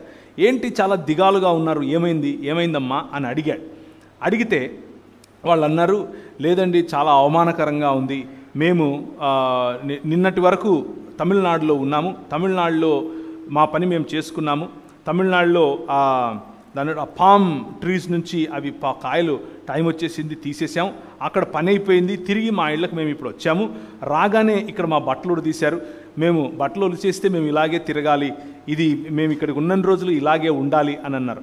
ఎందుకు అలా అన్నారు? అలా అనటానికి ఏంటి కారణం అని అడిగితే, మాకున్నటువంటి పురాణాలు, మాకున్నటువంటి స్థల పురాణాలు, మాకున్నటువంటి అష్టాదశ పురాణాల్లో ఏమని రాయబడిందంటే అంటూ వాళ్ళ కథనం చెప్పుకుంటూ వచ్చారు. స్త్రీ దేవునికి ఎదుటగా తన వస్తున్నది స్త్రీయా పురుషుడా తెలుసుకోవాలి అని అంటే పై వస్త్రం వేసుకోకూడదు అని చెప్పారు. ముఖ్యంగా ఈ రోజుకు కూడా ఎప్పుడు 2018లో మధురై ప్రాంతంలో కలెక్టర్ గారు 6 మంది బాలికలు పై వస్త్రం లేకుండా దాన్ని ఏమంటారు, గుడిలోకి వెళ్ళి పూజలు చేయటం, అక్కడ బ్రాహ్మణులు కూర్చొని పూజలు చేయించడం, వాళ్ళు చూసి అదొక పెద్ద పేపర్ స్టోరీ అయ్యి వాళ్ళని అరెస్ట్ కూడా చేశారు. అది మనందరికీ తెలిసిన విషయమే. ఎందుకు ఇలా జరుగుతోంది అని ఆలోచిస్తే వారి యొక్క లిటరేచర్, వారి పుస్తకాలు ఏమని చెప్తున్నాయి అని అంటే, దేవుడి ఎదురుకు వెళ్ళినప్పుడు నువ్వు స్త్రీవో పురుషుడువో దేవునికి ఎలా తెలుస్తుంది, కాబట్టి నువ్వు బట్టలు ఇప్పాలి అని చెప్పారు. అయితే ఇప్పుడు ఈ బ్రాహ్మణ క్షత్రియ వైశ్యులకు దేవుడు కానీ శూద్రజాతులకు దేవుడెవరు అని అంటే, శూద్రజాతులకు దేవుడెవరు? బ్రాహ్మణస్య ముఖమాసీత్ అంటే దేవుని ముఖం నుంచి బ్రాహ్మణుడు వచ్చాడు అని చెప్తున్నారు. కాబట్టి బ్రాహ్మణుడే దేవుడు, ఆయన ఎదుట నువ్వు బట్టలు ఎలా వేసుకుంటావు అన్నది లాజిక్. ఆ లాజిక్లో కారణంగా స్త్రీలందరూ కూడా బట్టలు లేకుండా తిరగాలి. వాళ్ళు ఏడుస్తూ చెప్పారు. చార్ల్స్ మీడ్ గారు అన్నారు, రేపు పొద్దున్నే మనకు ఒక స్పెషల్ ప్రోగ్రాం ఉంది, అందరు రండి అని అన్నాడు. సరే అని చెప్పి వాళ్ళు వెళ్ళిపోయారు. రేపు పొద్దున్నే అందరు వచ్చారు. అందరూ లైన్లో నిలబడ్డారు. చార్ల్స్ మీడ్ గారు బయటకు వచ్చారు, పుస్తకం తీసుకుని, అందుకే బైబిల్ తీసుకుని అన్నారు, దేవుని వాక్యం చెప్తోంది, ప్రతి స్త్రీ మరియు ప్రతి పురుషుడు దేవుని స్వరూపము మరియు దేవుని పోలిక చొప్పున సృజింపబడ్డాడు. ఎవరు తక్కువ కాదు, ఎవరు ఎక్కువ కాదు. ఈ రోజు నుంచి మీరు జాకెట్లు వేసుకుంటారని చెప్పి అందరికీ జాకెట్లు పంచిపెట్టాడు. అందరికీ జాకెట్లు పంచిపెట్టంగానే వాళ్ళు జాకెట్లు వేసుకోవడం మొదలుపెట్టారు. వాళ్ళు జాకెట్లు వేసుకోవడం మొదలుపెట్టగానే ఆ స్థానికంగా ఉన్నటువంటి ఈ కులోన్మాదులు, మతోన్మాదులు, లేకపోతే అధికార అహంకారం కలిగినటువంటి వారు ఏం చేశారంటే, నాయరు అనే సమాజాన్ని పిలిచారు. నాయర్ అనే సమాజాన్ని పిలిచి నాయర్లకు అని చెప్పారు, అరే క్షత్రియ జాతి ఇప్పుడు ఎక్కువగా లేదు కాబట్టి మీరే ఇప్పటి నుంచి క్షత్రియులు రా, ఇదిగో కత్తులు తీసుకోండి, వెళ్ళండి, దొరికినట్టు తెగ నరకండి. ఏం నరకాలి?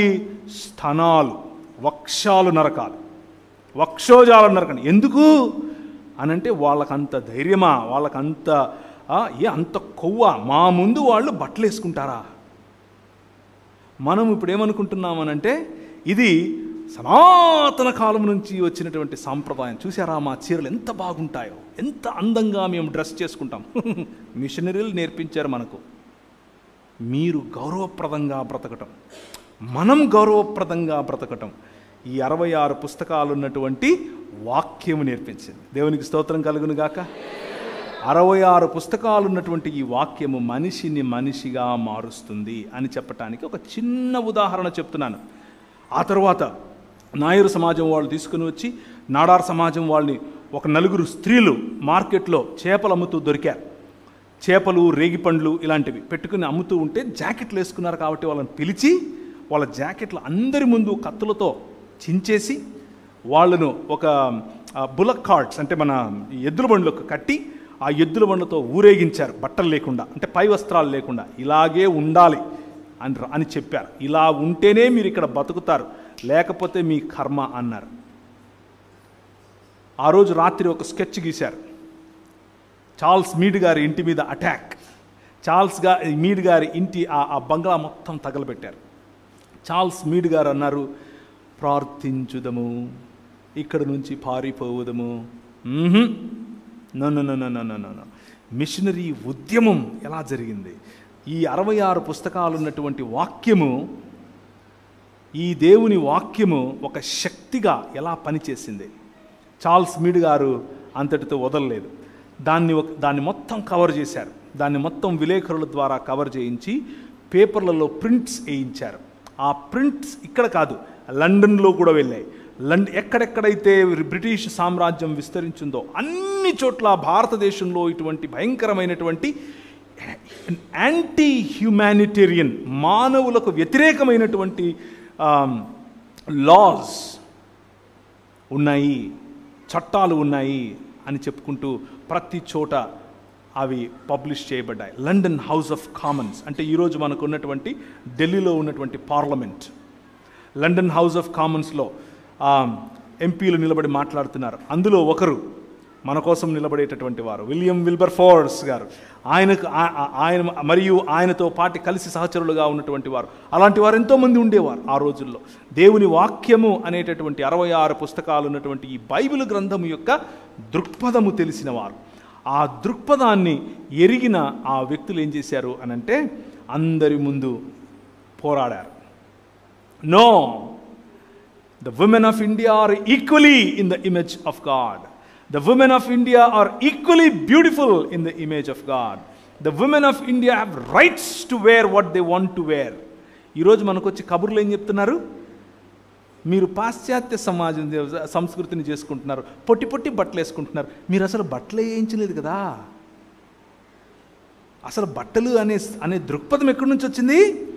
66 పుస్తకాలు ఉన్నటువంటి బైబిల్ నుంచి వచ్చింది. బట్టలు వేసుకుని గౌరవప్రదంగా బ్రతకాలి అనేటటువంటి దృక్పథం ఈ పుస్తకం నేర్పించింది. ఎవరికి? అందరికీ. మీరెవరికని చెప్తున్నారు? కొందరికే. సో ఈ నాయర్ సమాజం వారు అలా చేసిన తర్వాత కొద్ది రోజులకు ప్రపంచమంతట్లో కూడా ఈ విషయం తెలిసిపోయింది. ఇలా జరుగుతోంది. అక్కడి నుంచి రాణి, అనగా బ్రిటిష్ సామ్రాజ్యానికి చెందిన రాణి ఒక లేఖ రాసింది ట్రాంక్ బార్లో ఉన్నటువంటి అధికారులకు. మేము మీ వ్యక్తిగత లేకపోతే మీ చట్టాల్లోకి జోక్యం చేసుకోవడం మాకు ఇష్టం లేదు, కానీ ఇది బ్రిటిష్ సామ్రాజ్యంలో ఒక భాగం కాబట్టి మిమ్మల్ని రిక్వెస్ట్ చేస్తున్నాం, ఇలాంటి అల్లర్లు జరగకుండా చూసుకోండి. బ్రిటిష్ అధికారులు ఏమంటున్నారు? పిలాతులాగా చేయగడుక్కుంటున్నారు. మాకెందుకురా బాబు ఇవన్నీ, ఏదో నువ్వు మేనేజ్ చేసుకో, ఇట్లాంటి బయటికి రాకుండా చూసుకో అని చెప్తున్నారు. కానీ చార్ల్స్ మీడ్ గారు అంతటితో వదలలేదు. చార్ల్స్ మీడ్ గారు మళ్ళీ ఒక మీటింగ్ పెట్టారు. రండి అందరూ అన్నారు. మొత్తం నాడార్ సమాజం మళ్ళీ వచ్చారు. నాడార్ సమాజానికి మళ్ళీ జాకెట్లు పంచాడు. కలర్ఫుల్ జాకెట్లు పంచాడు ఈసారి, ఎక్స్పెన్సివ్ జాకెట్లు పంచాడు ఈసారి. స్త్రీలందరూ మళ్ళీ జాకెట్లు వేసుకున్నారు, చక్కగా పూలు పెట్టుకున్నారు, చక్కగా దేవుణ్ణి ఆరాధించారు. ఇంటికి వెళ్ళారు, అగ్గి మీద గుగ్గిలంలాగా తయారయ్యారు మిగిలిన వాళ్ళు. మాకు సమానమా మీరు?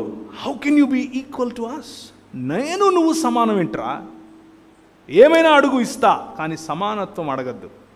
అంబేద్కర్ గారు ఒకసారి ఇలాగే మాట్లాడారు పార్లమెంట్లో. It's recorded proof. ఆయన ఇచ్చినటువంటి స్టేట్మెంట్ ఏమిటి అని అంటే, నా జాతికి చెందిన వారికి ఉన్నటువంటి ప్రధానమైనటువంటి అంశం ఏమిటి అని అంటే, మాకు నీళ్ళు ఇవ్వండి, మాకు అన్నం పెట్టండి, మాకు భూములు ఇవ్వండి కాదు, మాకు సమానత్వం ఇవ్వండి అని అడిగారు.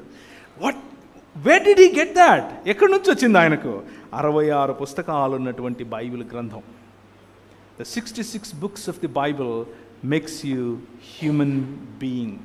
నిన్నొక మనిషిగా తయారు చేస్తుంది. వాక్యము యొక్క ప్రాధాన్యత ఇది.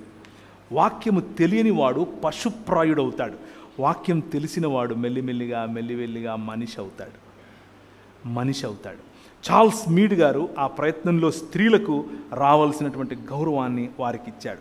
నాడార్ సమాజం వారు అప్పుడు ఇంకొంచెం గొడవ జరిగిన తర్వాత మొత్తం అందరికీ ఆ చట్టం ఎత్తిపారేశారు.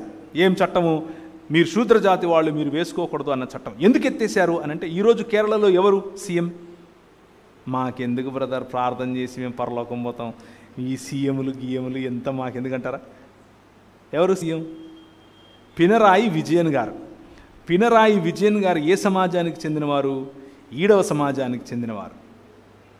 ఈడవ సమాజానికి చెందిన పినరాయి విజయన్ గారు ఈరోజు ముఖ్యమంత్రి అయ్యాడు అంటే కారణం ఏమిటి అని అంటే, చార్ల్స్ మీడ్ గారి యొక్క ఉద్యమం.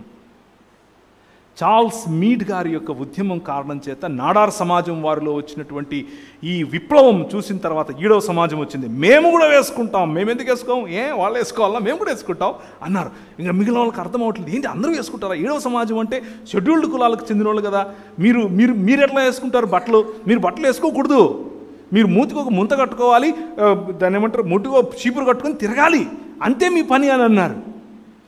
కానీ ఈడవ సమాజం అంది, దేవుని వాక్యం మాకు నేర్పిస్తోంది, we are equal in the sight of God, we are equal, మేము సమానం అంట. 66 పుస్తకాలున్న బైబిల్ చెప్తోంది. తెల్లాయనేమో వచ్చి మా ఇళ్ళలో భోంచేసి మా ఇళ్ళలో పడుకుంటుంటే నువ్వేమో మాతో పాటు పుట్టి మేము సమానం కాదంటావేంటి? ప్రశ్నించే గళం ఇస్తుంది 66 పుస్తకాలు ఉన్నటువంటి బైబిల్. ఆలోచననిస్తుంది 66 పుస్తకాలు ఉన్నటువంటి బైబిల్ గ్రంథం. మానవుణ్ణి తన అధికారము తిరిగి సంపాదించుకునేలా తీర్చిదిద్దుతుంది. ఈడవ సమాజం వాళ్ళు చేసినటువంటి ఆ ఉద్యమం బ్రెస్ట్ ట్యాక్స్ అంటే, ఆ రోజుల్లో కేవలం బట్టలు ఎందుకు వేసుకునివ్వలేదు అని అంటే, దానికి వెనక ఇంకొక కారణం కూడా ఉంది. స్త్రీని ఇలా పట్టుకుని ఇలా బరువు చూస్తారు, స్త్రీ వక్షాలను చూసి ఎంత లా ఉంటే అంత ట్యాక్స్ వేస్తారు. అంటే నువ్వు బాగా తెలుగు పచ్చ తెలుగు అచ్చ తెలుగులో చెప్పాలంటే బలిసున్నావు కాబట్టి డబ్బులు ఎక్కువ కట్టని. ఎంత అవమానకరం ఇది, ఎంత ఇన్జస్టిస్, ఎంత అన్యాయం ఇది. ఆ అన్యాయాన్ని ప్రేమపూర్వకంగా ఒక్క జాకెట్తో కొట్టాం. దేంతో కొట్టాం? ఒక్క జాకెట్తో కొట్టాం. ఈ దేశాన్ని నిర్మించాం. స్త్రీకి కావలసిన గౌరవాన్ని ఈ దేశంలో 66 పుస్తకాలు ఉన్నటువంటి బైబిల్ గ్రంథం ఇచ్చింది.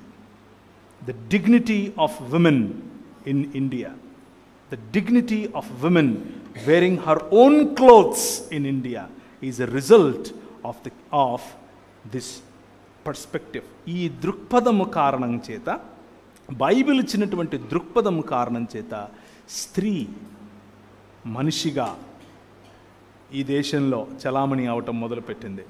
స్త్రీకి ఓటు హక్కు, స్త్రీకి సమానత్వం, స్త్రీకి చదువు. 1800 చిల్లరలోనే ఇక్కడ ఉన్నవాళ్ళు నువ్వు నిక్కర్లు వేసుకోవాలా వద్దా, నువ్వు బొట్టెట్టుకోవాలా వద్దా, నువ్వు నూనెట్టుకోవాలా వద్దా అని డిబేట్లు చేసుకుంటూ ఉంటే, ఈ దృక్పథం ఉన్నటువంటి 66 పుస్తకాలు ఉన్నటువంటి బైబిల్ గ్రంథం స్త్రీ పురుషులను పక్క పక్కన కూర్చోపెట్టి చదువు చెప్పింది. దేవుని వాక్యము మనిషిని మనిషిగా మారుస్తుంది. పశుప్రాయత నుంచి మనుష్యత్వములోనికి తీసుకొని వస్తుంది. దినదిన ప్రవర్తమానముగా యేసు క్రీస్తును పోలినటువంటి మనుషులముగా మనం మారేలా చేస్తుంది. మనం మనుష్యులముగా మారటానికి సాటి మనిషిని ఎలా చూడాలో మనకు నేర్పిస్తుంది. సాటి మనిషిని గౌరవించేటటువంటి ఆ దృక్పథాన్ని దేవుని వాక్యము మనకు నేర్పిస్తుంది. So the Kingdom of God, దేవుని రాజ్యము సమీపించి ఉన్నది కనుక మారు మనస్సు పొందండి అని చెప్పినటువంటి మాట మార్కు సువార్త 1వ అధ్యాయం. చూస్తారా? మార్కు సువార్త 1వ అధ్యాయం.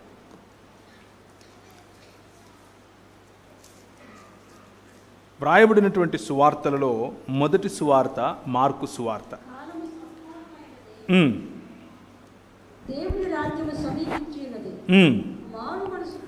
మారు మనస్సు పొంది సువార్త నమ్ముడని చెప్పుచు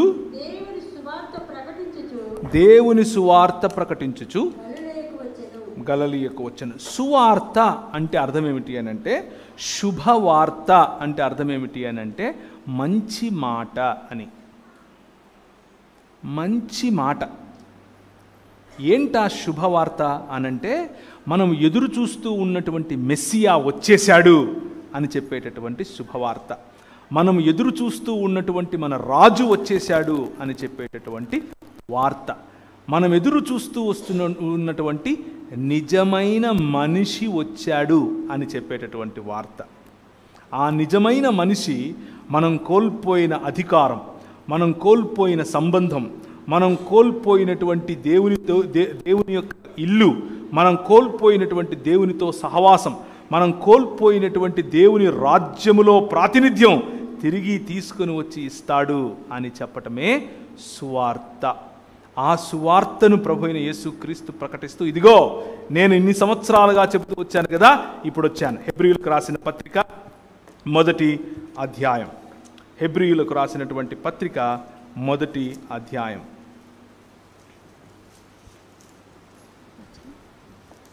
మొదటి వచనం నుంచి చదవాలి. పూర్వకాలమందు నానా సమయములలో నానా విధములుగా ప్రవక్తల ద్వారా మన పితరులతో మాటలాడిన దేవుడు ఈ దినముల అంతమందు కుమారుని ద్వారా మనతో మాటలాడెను. ఆయన ఆ కుమారుని సమస్తమునకును వారసునిగా నియమించెను. ఆయన ద్వారా ప్రపంచములను నిర్మించెను. ఆయన దేవుని మహిమ యొక్క తేజస్సును తన తత్వము యొక్క మూర్తిమంతత్వమునై ఉండి తన మహత్తు గల మాట చేత సమస్తమును నిర్వహించుచు పాపముల విషయములో శుద్ధీకరణము తానే చేసి దేవదూతల కంటే ఎంత శ్రేష్టమైన నామమును పొందెనో వారి కంటే అంత శ్రేష్ఠుడై ఉన్నత లోకమందు మహామహుడగు దేవుని కుడిపార్శ్వమున కూర్చుండెను. ఇది దేవుని వాక్యమును గురించినటువంటి చెప్పేటటువంటి మాట. దేవుని యొక్క మాట అని అంటే దేవుడు మనిషితో, మనిషి గురించి, ఒక నిజమైన మనుష్యుడు అయినటువంటి క్రీస్తును గురించి పలుకుతూ వస్తున్నటువంటి మాట. అందుకనే క్రీస్తుకు రెండవ లేకపోతే కడపటి ఆదాము అన్న పేరు. ఒక ఆదాము ఓటమి మరొక ఆదాము యొక్క గెలుపులో సంపూర్ణం చేసినటువంటి దేవుని సంకల్పం. ఆ సంకల్పమును మనకు తెలియచేయటమే వాక్యముకున్నటువంటి ప్రధాన లక్ష్యం. ఏం చేశాడు, ఏం సంకల్పమును ఎలా చెప్పాడు? పూర్వకాలమందు నానా సమయములలో నానా విధములుగా ప్రవక్తల ద్వారా మన పితరులతో మాట్లాడాడు. ఎలా మాట్లాడాడు? ఎవరితో మాట్లాడాడు? ఆయన ప్రత్యక్షత, ముఖ్యంగా వాక్ దర్శనం అని పిలవచ్చు, వాక్ ప్రత్యక్షత అని పిలవచ్చు. ఎలా, ఎవరితో మాట్లాడాడు? ఒక మాట చేత సృష్టించినటువంటి దేవుడు తనను తాను, నేను భూమ్యాకాశములకు దేవుణ్ణి, నేను నక్షత్రములకు దేవుణ్ణి, నేను సూర్యచంద్రాదులకు దేవుణ్ణి అని చెప్పుకోవడం మానేసి, ఖురాన్లో ఇలా ఉంటుంది అల్లాను గురించినటువంటి మాటలు, నేను సూర్యునికి దేవుణ్ణి, సూర్యుని సాక్షిగా చెప్తున్నాను, చంద్రుని సాక్షిగా చెప్తున్నాను, కలం సాక్షిగా చెప్తున్నాను, ఆ కలంలో సిరాగా పోసినటువంటి సముద్రముల సాక్షిగా చెప్తున్నాను అని అల్లా చెప్తాడు. మన దేవుడు ఏమని చెప్తాడు? బైబిల్లో ఉన్నటువంటి దేవుడు ఏం చెప్తాడు? నేను అబ్రహాము దేవుణ్ణి, నేను ఇస్సాకు దేవుణ్ణి, నేను యాకోబు దేవుణ్ణి. It's a personal God. ఆయన వ్యక్తిగతమైనటువంటి దేవుడు, వ్యక్తిగతంగా మనతో సంబంధము నిలుపుకునేటటువంటి దేవుడు. ఎలాంటి సంబంధం? మాట ద్వారా సంబంధం, తన సన్నిధిని ఇవ్వటం ద్వారా సంబంధం, తనతో ఆజ్ఞను ఇవ్వటమే కాదు, తన పైన ఆశీర్వాదములు ఇవ్వటం, ఆ ఆశీర్వాదాన్ని నెరవేర్చి చూపించేటటువంటి వాగ్దర్శనమిచ్చినటువంటి దేవుడు. ఈ ప్రపంచమంతా కూడా మనం చూసినట్లుగా ఆయన నిర్మించినటువంటి ఈ ప్రపంచం తన రాజ్యమైతే, భూమ్యాకాశములను సృజించినటువంటి యెహోవా చక్రవర్తి వలె పరిపాలించటానికి ఆయన ఆకాశములలో సింహాసనాసీనుడై ఉంటే, భూమి తన పాదపీఠముగా ఉన్నటువంటి ఈ భూమిపైన మానవుడికి అధికారం ఇచ్చి నువ్వు ఏల్రా అన్నాడు. ఏల్రా అన్నవాడు ఈ అధికారాన్ని తీసుకుని ఎవరి చేతికిచ్చాడు? సాతాను చేతికిచ్చాడు. ఇప్పుడు దేవుని సంకల్పం ఏమిటి మనకెక్కడి నుంచి తెలుస్తుంది? 66 పుస్తకాలు ఉన్నటువంటి దేవుని గ్రంథం, వాక్యము నుంచి మనకు ఆ సంకల్పం తెలుస్తుంది. ఏంటి ఆ సంకల్పం? ఎఫెసీయులకు రాసిన పత్రిక 1వ అధ్యాయం 10వ వచనం. ఎఫెసీయులకు రాసిన పత్రిక 1వ అధ్యాయం 10వ వచనం. గట్టిగా చదవాలి ఎవరైనా సరే. ఈ సంకల్పం, దేవునికి ఒక సంకల్పం ఉంది. ఆ సంకల్పాన్ని బట్టి ఆయన ఏదో చేయాలనుకుంటున్నాడు. ఏం చేయాలనుకుంటున్నాడు? పరలోకమందున్నవే గాని భూమి మీద ఉన్నవే గాని సమస్తమును క్రీస్తునందు ఏకముగా సమకూర్చాలని తనలో తాను నిర్ణయించుకున్నాడు. దేవుని సంకల్పం ఏమిటి అని అంటే, to unite the heavens and the earth, భూమి ఆకాశములను ఐక్యపరచటం. క్రీస్తు అనే నిజమైన మానవుడు, క్రీస్తు అనే నిజమైన దేవుడు, ఈ దేవుడు మరియు మానవుడు లేదా దైవ మానవుడైనటువంటి ఈ క్రీస్తులో భూమి ఆకాశములను కలపటం ఆయన సంకల్పం. ఇంతకుముందు ఏ విధంగా అయితే అగాధము లేనటువంటి సహవాసములో మనిషి మరియు మానవుడు మనిషి మరియు దేవుడు జీవించారో అటువంటి స్థితిలోనికే, షలోం అనేటటువంటి స్థితిలోనికి తిరిగి మనల్ని తీసుకుని రావాలి అని అనుకున్నాడు. ఆ శుభ వార్త, ఆ మాట మనకు చెప్పటానికి పూర్వకాలమందు నానా విధాలుగా ప్రవక్తల ద్వారా మనకు ఆ మాట చెప్తూ వచ్చాడు. ఒక్కసారి బ్రషప్ చేసుకునేందుకు ప్రయత్నం చేద్దాం. మొట్టమొదటిసారిగా ఈ అగాధములోనికి, లేకపోతే దేవుడు భూమ్యాకాశముల మధ్య ఇంత అగాధానికి కారణమైనటువంటి మానవ సమాజాన్ని రక్షించటం కోసం 3 దినములైన తరువాత తిరిగి లేపుతాను అని హోషియా గ్రంథం 6వ అధ్యాయంలో చెప్పిన మాటను నిలబెట్టుకునే ప్రక్రియలో, ఆ ప్రణాళికలో లేకపోతే ఆ సంకల్పములో భాగంగా నోవహుతో ఏం చేశాడు? చెప్పండి. నోవహుతో ఏం చేశాడు? మాట్లాడాడు. మాట, వాక్యం. నోవహు ఇది చేయి అని అన్నాడు. చిత్తం ప్రభువా అని నోవహు చేశాడు. నశించిపోయే మానవ సమాజాన్ని తిరిగి తన కుటుంబముగా, తిరిగి తన రాజ్యముగా, తిరిగి తను రాజుగా, వారు తన ప్రజలుగా, తిరిగి తను కాపరిగా మరియు ఆయన పాలించు గొర్రెలుగా, తిరిగి తను భర్తగా మరియు మానవ సమాజం తన భార్యగా, తను ప్రియుడుగా మరియు తన ప్రియురాలిగా మానవ సమాజం, ఇలా వేరు వేరు సాదృశ్యాలతో మాట్లాడుతూ మనుష్యులను తన కుటుంబంలో భాగముగా, నేను తండ్రిని మీరు నా పిల్లలు అనేటటువంటి సాదృశ్యంతో మాట్లాడుతూ ప్రభు నోవహుతో మళ్ళీ నూతన సృష్టి కార్యాన్ని మొదలుపెట్టాడు. క్రొత్త సృష్టి అన్నది నోవహు ద్వారా మొదలైంది. ఆ నోవహు ద్వారా మొదలైన సృష్టి తర్వాత మళ్ళీ పాపపు యొక్క ఛాయలు మెల్లిమెల్లిగా పెరుగుతూ ఉన్న సమయంలో మళ్ళీ వాక్కు ఎవరికి? అబ్రహాముకు. అబ్రహాము, నీ ఉన్నటువంటి నీ దేశము, నీ పితరులు, నీ కుటుంబము, నీ లోక మర్యాద ఇది కాదు. నేను ఒక రాజ్యం నిర్మించబోతున్నాను, నేను ఒక నూతన సృష్టిని చేయబోతున్నాను, నీ ద్వారా ప్రపంచములను ఆశీర్వదిస్తానయ్యా, నీకు అర్థం కావట్లేదు, నా మాటను నమ్ముతావా అన్నాడు. ఓకే అని ఆయన స్టెప్డ్ అహెడ్, ఆయన ముందుకు రావటం మొదలుపెట్టాడు. వాక్యము యొక్క ప్రాధాన్యత ఏమిటి అని అంటే, ఆ వాక్యము నీ చెవిన పడిన తర్వాత నీ స్పందన ఎస్ నేను చేస్తాను అనంటే నీ ద్వారా ఆయన ప్రపంచములను ఆశీర్వదిస్తాడు, నీ ద్వారా ప్రపంచములను కడతాడు, నీ ద్వారా సమాజాన్ని కడతాడు, నీ ద్వారా మానవులను మానవులుగా చేస్తాడు, నీ ద్వారా మానవులను దేవుని కుటుంబములో భాగంగా చేస్తాడు, నీ ద్వారా మనుషులను తిరిగి దేవుని యొక్క బిడ్డలుగా, దేవుని యొక్క కాపరిత్వము క్రింద ఉండే గొర్రెలుగా, దేవుని యొక్క రాజ్యములో పౌరులుగా, దేవుడు తండ్రి అయితే వీరు పిల్లలుగా ఉండేందుకు అవకాశం ఇస్తాడు. ఆ అవకాశం మొదట నోవహుతో నిబంధన, రెండవదిగా అబ్రహాముతో నిబంధన, ఆ తరువాత ఇస్సాకు, యాకోబు పిల్లలైనటువంటి ఇశ్రాయేలుతో నిబంధన. ఇశ్రాయేలు, నేను పేరు పెట్టి పిలిచినవాడా, ఇశ్రాయేలు నీ భాగ్యం ఎంత గొప్పది, యెహోవా నీకు దేవుడు విమోచనకర్తగా ఉన్న నీ భాగ్యం ఎంత గొప్పది. ద్వితీయోపదేశ కాండం 33వ అధ్యాయం.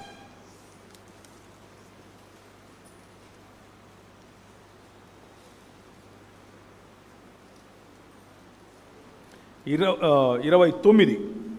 ఇశ్రాయేలు నీ భాగ్యం ఎంత గొప్పది, యెహోవా రక్షించిన నిన్ను పోలిన వాడెవడు, ఆయన నీకు సహాయకరమైన కేడెము, నీకు ఔన్నత్యమును కలిగించు ఖడ్గము, నీ శత్రువులు నీకు లోబడినట్లుగా వారు వేషం వేయుదురు, నీవు వారి ఉన్నత స్థలములను త్రొక్కుదు. నీ పిలుపేమిటయా? వాక్యమును తెలుసుకున్న నేను నా పిలుపేమిటయా అని ఆలోచిస్తే, ఇశ్రాయేలు, దేవుడు రక్షించినటువంటి మానవ సమాజమా, నీ పిలుపేమిటి అని అంటే, ఈ లోక మర్యాద నిన్ను ప్లీజ్ చేయటానికి వేషాలేస్తుంది. ఈ లోక మర్యాద మనంతా ఒకటి కదా అంటది, మా పద్ధతులు మీ పద్ధతులు ఒకటేలే అంటది. కానీ మీరు వారి ఉన్నత స్థలాలను తొక్కుతారు. దేవుని వాక్యం అనేటటువంటి దృక్పథం నీలో ఉంటే ఉన్నత స్థలాలను తొక్కే పిలుపులో నువ్వు ఉన్నావు. కానీ ఈరోజు క్రైస్తవ సమాజము ఇదిగో ఈ డోర్ మ్యాట్ లాంటిది, వచ్చిన ప్రతి ఒక్కడు తొక్కిపోతూ ఉంటాడు, కాలుకు వచ్చిందంతా పూసి మరిపోతూ ఉంటాడు. అండ్ మనం దాంట్లో అంతే బ్రదర్, ప్రార్థన చేద్దాంలే బ్రదర్ అంటుంటాం. మన పిలుపు తొక్కే పిలుపు మనం నిలబడిపోయింది ఎక్కడ? తొక్కించుకోవడంలో నిలబడిపోయాం. కారణం ఏమిటి అని అంటే దృక్పథములో మార్పు. దృక్పథం లేదు. వాక్యము తెలిస్తే, వాక్య దృక్పథం తెలిస్తే, సంకల్పం తెలిస్తే, దేవుని సంకల్పం, భూమ్యాకాశములను ఐక్యపరిచే సంకల్పం, దేవుని కుటుంబములో భాగస్థులముగా పాలిభాగస్థులముగా మానవ సమాజాన్ని తీర్చిదిద్దే సంకల్పం, మనిషిని మనిషిగా ఇన్వైట్ చేసే సంకల్పం, క్రీస్తు అనే 100% మానవుడి యొక్క ఉదాహరణను చూపించే సంకల్పం. ఆ సంకల్పం కోసం అబ్రహాము, ఇస్సాకు, యాకోబుల కుమారులైనటువంటి ఇశ్రాయేలును కట్టాడు. 400 సంవత్సరాలు వాళ్ళు ఐగుప్తులో ఉండేలా చేశాడు. ఐగుప్తును చూసి బాగుంది అనుకున్నారు. ఒక చిన్న ఏమొచ్చింది? సొంత తమ్ముడిని అమ్ముకున్నారు. అవునా, సరే 400 ఏళ్ళు ఉందరు కానీ అన్నాడు. 400 పైచిలుకు సంవత్సరాల తర్వాత కనాను దేశపు వాసుల యొక్క పాపం పండిన తరువాత వాళ్ళకి ఇవ్వాల్సినటువంటి అవకాశం అంతా ఇచ్చాడు. నా మనసు అర్థం చేసుకోండి, మారు మనసు పొందండిరా, మనుషులవ్వండి అన్నాడు. మేం మనుషులం ఎందుకు అవుతాం, మేం మనుషులం కాము, మేము ఇదే అన్నారు. 400 పైచిలుకు సంవత్సరాలు వీళ్ళు బానిసత్వంలో ఉంటే, ఆ బానిసత్వంలో వాళ్ళు ఒళ్ళు పై తెలియకుండా పని చేస్తూ ఉంటే, ఆ పనికి పైన మళ్ళీ పని ఎవరు ఫరో పెడుతూ ఉంటే, ఆ ఫరో ఉన్నటువంటి 10 దేవతలలో ఒక దేవత అయినటువంటి ఫరోన్ను కూడా వాళ్ళు, ఓ అవును ఫరో నువ్వు గొప్పోడివి, నువ్వు మంచోడివి అని ఆయనకు అన్నీ కడుతూ ఉంటే, నీ ఆర్తనాదాలు నేను విన్నాను, రా బయటికి అని చెప్పి పిలవటం కోసం వాక్కునిచ్చాడు. మళ్ళీ ఎవరికి? మోషేకి వాక్కునిచ్చి పంపించాడు. నన్ను అడుగుతారయ్యా వాళ్ళు, ఏమని చెప్పాలి నేను అనంటే, నేను మీ పితరుల దేవుణ్ణి, నేను అబ్రహాము దేవుణ్ణి, నేను ఇస్సాకు దేవుణ్ణి, నేను యాకోబు దేవుణ్ణి అని చెప్పు అని అన్నాడు. నిర్గమాకాండం 3వ అధ్యాయము 15-16 వచనాలు ఇంట్లో చదువుకోండి. అలా పిలిచినటువంటి దేవుడు మొదటి ఒడంబడిక నోవహుతో, 2వ ఒడంబడిక అబ్రహాముతో, 3వ ఒడంబడిక అంటే అబ్రహాము పిల్లలైనటువంటి ఇస్సాకు, యాకోబులు మరియు ఇశ్రాయేలుతో, 4వ ఒడంబడిక మోషే ద్వారా, 5వ ఒడంబడిక తనలో నుంచే బయటకు వస్తాడు అని చెప్పినటువంటి దావీదుతో, దావీదు అడిగినప్పుడు నీ కుమారుని ద్వారా చేస్తాను అని చెప్పి తన కుమారుడైనటువంటి యెష్షయి చిగురు మరియు మొద్దు వేరు అయినటువంటి మన ప్రభు అయినటువంటి యేసు క్రీస్తులో ఆయన ఒడంబడికను, ఆయన మనతో చేసిన కాంట్రాక్ట్ను ఆయన నిలబెట్టుకుంటూ వస్తున్నాడు. మాట దేవుని వాక్యం అనంటే ఆయన మనుషులతో చేసిన ఒడంబడిక, కవనెంట్ అని దీన్ని పిలుస్తారు. Hour God is a covenant faithful God. మన దేవుడు ఇచ్చిన మాట తప్పనివాడు. మన దేవుడు మాట ఇచ్చి దాన్ని వ్యర్థపరిచేవాడు కాదు. మన దేవుడు తన మాటను నెరవేర్చేవాడు. ఆ మాటను నెరవేర్చటం కోసం ఆయన స్వయంగా మానవుడై రాగలడు, వచ్చాడు. అదే సువార్త. God promised that we all will be his family once again. మనం మరొకసారి ఆయన కుటుంబం అవుతాం అని ఆయన ప్రామిస్ చేశాడు. దానిని ప్రభు అయిన యేసు క్రీస్తులో ఆయన సంపూర్ణం చేశాడు. ఆది యోహాను సువార్త 1వ అధ్యాయం. మనం హెబ్రీయులకు రాసిన పత్రికలో 1వ అధ్యాయం చదివాం. నానా కాలముల యందు దేవుడు నానా విధములుగా ప్రవక్తల ద్వారా మన పితరులతో మాట్లాడిన దేవుడు ఆ దినముల అంతమందు కుమారుని ద్వారా మనతో మాట్లాడాడు. ఈ కుమారుడు ఎవరు? యోహాను సువార్త 1వ అధ్యాయం. ఆదియందు వాక్యము ఉండెను, వాక్యము దేవుడు యొద్ద ఉండెను, వాక్యము దేవుడై ఉండెను, ఆయన ఆదియందు దేవుని యొద్ద ఉండెను, సమస్తము ఆయన మూలముగా కలిగెను, కలిగి ఉన్నదేదియు ఆయన లేకుండా కలగలేదు. ఇప్పుడు 12 రండి, 14. ఆ వాక్యము శరీరధారి అయి కృపాసత్య సంపూర్ణుడిగా మన మధ్య నివసించెను. ఆ ఆది కాలమందు నానా సమయాలలో, నానా ప్రాంతాలలో, నానా విధాలుగా మాట్లాడినటువంటి ఈ వాక్యము, దేవుని యొక్క వాక్యము ఇప్పుడు పర్సానిఫికేషన్, వ్యక్తిత్వమును సంపాదించి, వ్యక్తిగా నువ్వు నేను ఏ విధంగా అయితే the flesh and the bones అని పిలుస్తాం, రక్తమాంసములు కరిగినటువంటి ఈ మానవుడుగా ఆయన మన మధ్యకు రావటం. ఆ మానవుడిగా వచ్చినటువంటి ఆయన ఈ 3 మాటలతో, అనగా వాక్యము యొక్క శక్తితో ఆయన ఈ లోక మర్యాదను నేర్పిస్తూ వస్తూ ఉన్నటువంటి, ఈ లోక మర్యాదలోనికి ప్రలోభ పెడుతున్నటువంటి సాతానును 3 సమాధానాలు వాక్యములో నుంచే ఇచ్చి తరిమి కొట్టడం మనం చూస్తాం. ఇక్కడ ఇంకొక విషయాన్ని నేను మీకు ప్రస్తావించి ముగిస్తాను. సాతానుతో జరుగుతున్నటువంటి ఆ మాటలలో ప్రభువైన యేసుక్రీస్తుతో సాతాను ఏ విధంగా మాట్లాడుతున్నాడు? మొదటి ప్రశ్న ఏంటి? నువ్వు రొట్టెలు చేసుకో రాళ్ళను అని అన్నాడు. కానీ దానికి వాక్యం కోట్ చేయలా. ప్రభు మాత్రం వాక్యం కోట్ చేసి నోరు మూసుకో అన్నాడు. అర్రే, ఈయన ఏదో దృక్పథం బాగుంది, ఈయన కరెక్ట్ దృక్పథంలో ఉన్నాడే, సో మనం ఈయనను కొట్టాలంటే ఏం చేయాలా? మనం కూడా అదే దృక్పథం పెట్టుకోవాలా అని అనుకున్నాడు. నెక్స్ట్ వాక్యంతో వచ్చాడు. ఏ వాక్యంతో వచ్చాడు? మరి నీకోసం దేవదూతలను ఇస్తాడంట కదా, దూకు అని అన్నాడు. ఈయన మళ్ళీ వాక్యంతోనే కొట్టాడు, నీ దేవుడైన యెహోవా నువ్వు. సో ఈ లోక మర్యాద మనము సరైన దృక్పథములో నడుస్తున్నప్పుడు, వాక్యం అనే దృక్పథంలో నడుస్తున్నప్పుడు, వాక్యం అనే దృక్పథాన్ని మనం ప్రజలకు చెబుతూ ఉన్నప్పుడు, ఆ వాక్యాన్నే తీసుకుని నిన్ను ఈ లోక మర్యాదలోనికి పిలిచే ప్రయత్నం చేస్తుంది. ఆ వాక్యాన్నే వక్రీకరించి మరీ నిన్ను తన మర్యాదలోనికి రమ్మని పిలుస్తుంది. సాతాను చేసింది ప్రతి ఒక్కసారి అదే. కానీ వాక్యము శరీరధారి అయి వచ్చాడు, కృపాసత్య సంపూర్ణుడిగా వచ్చాడు. ఆయన దగ్గర పప్పులు ఉడకలా.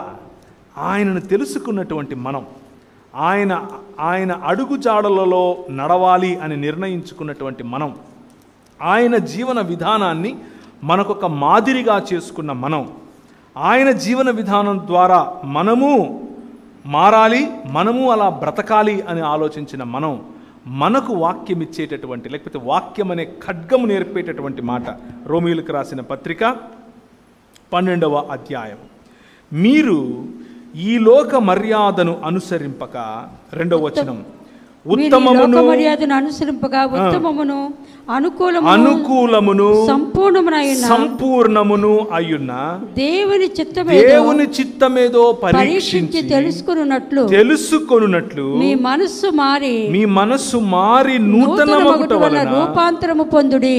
దేవుని చిత్తము, లేకపోతే దేవుని హృదయము, లేకపోతే దేవుని సంకల్పము, లేకపోతే దేవుని మాట, లేకపోతే దేవుని అంతరంగము, లేకపోతే దేవుని యొక్క కార్యాచరణ అన్నదే వాక్యము. వాక్యములోనే అది తెలుస్తుంది. అలా తెలిసినప్పుడే మనం రూపాంతరము చెందుతాం. ఆ వాక్యమును చదివినప్పుడే మనకు అది సాధ్యపడుతుంది. ఈ లోక మర్యాదను అనుసరింపకుండా ఉండాలి అనంటే, మనిషిగా మారాలి అనంటే 66 పుస్తకాలు ఉన్నటువంటి ఈ వాక్యం ఒక్కటే మార్గం, వేరే ఏ మార్గము లేదు. మనం 2 పడవలలో కాళ్ళు పెట్టే అవకాశం చాలా ఈజీ. ముఖ్యంగా మన దేశంలో ఇంకా చాలా ఈజీ. ఒక చిన్న ఘటన చెప్తాను. ఈరోజు ఉదయం జరిగినటువంటి ఘటన. ఒక అన్నతో మాట్లాడుతున్నాను. కర్నూలులో ఒక సంఘం, మీకు తెలిసే ఉంటుంది, పేర్లు చెప్పను, పెద్ద సంఘం. వారి నాయకులు ఉత్తర భారతదేశం నుంచి వచ్చి చాలా కష్టపడి పరిచర్యను జరిపించి సంఘ స్థాపన చేశారు, కష్టపడ్డారు. పాతకాలపు ఆనాటి సేవకులు కన్నీళ్లతో వాక్యాన్ని విత్తారు. వారి జీవితంతో, వారి జీవన ప్రమాణాలతో ప్రజలను మొరాలిటీలోనికి, లేకపోతే నైతికతలోనికి నడిపించారు. దేవుని వాక్యముతో కట్టారు. ఇప్పుడు 2022వ సంవత్సరం వారి పిల్లల పిల్లలు 2 నుంచి 4 గ్రూపులుగా మారారు. 4 గ్రూపులుగా మారి ఒక ఎత్తేస్తే ఆ ఎత్తుకు పై ఎత్తు ఇంకొకరు వేస్తున్నారు. ఆ వేసిన పై ఎత్తుకు ఇంకొక పై ఎత్తు ఇంకొకరు వేస్తున్నారు. అలా ఒకరిని మించి ఒకరు ఎత్తులకు పై ఎత్తులు వేసుకుంటూ ఎవరిది పెత్తనం, ఎవరిది మాట చెల్లాలి, ఎవరిది ప్రాపర్టీ, ఎవరిది డబ్బు అని ఆలోచించటం మొదలుపెట్టారు. సంపద, అధికారం అనగా పెత్తనం, రైట్, మరియు భూమి. ఏ 3 అయితే దేవుడు, ఏ 3 అయితే ప్రభువైన యేసు క్రీస్తు, అదలవా అన్నాడు సాతానుతో. ఆ 3టికి ఈరోజు సంఘ నాయకులు తప్పని పడ్డారు, టీవీలకు ఎక్కారు, విలేకరులు వచ్చి దాన్ని కవర్ చేసే ప్రయత్నం. కలెక్టర్ గారి దగ్గరికి వెళ్ళారు. కలెక్టర్ గారి దగ్గరికి వెళ్ళి అర్జీ పెట్టుకుంటే, అరే మీ క్రైస్తవులు ఎప్పుడొచ్చినా దీనికోసమే వస్తారా అంటున్నాడు. మీ వాళ్ళు ఎప్పుడొచ్చినా దీనికోసమే వస్తారు, ఆయన ప్రార్థన చేసుకోవడానికి గొడవలేంటి మీకు ఆయన అడుగుతున్నాడు.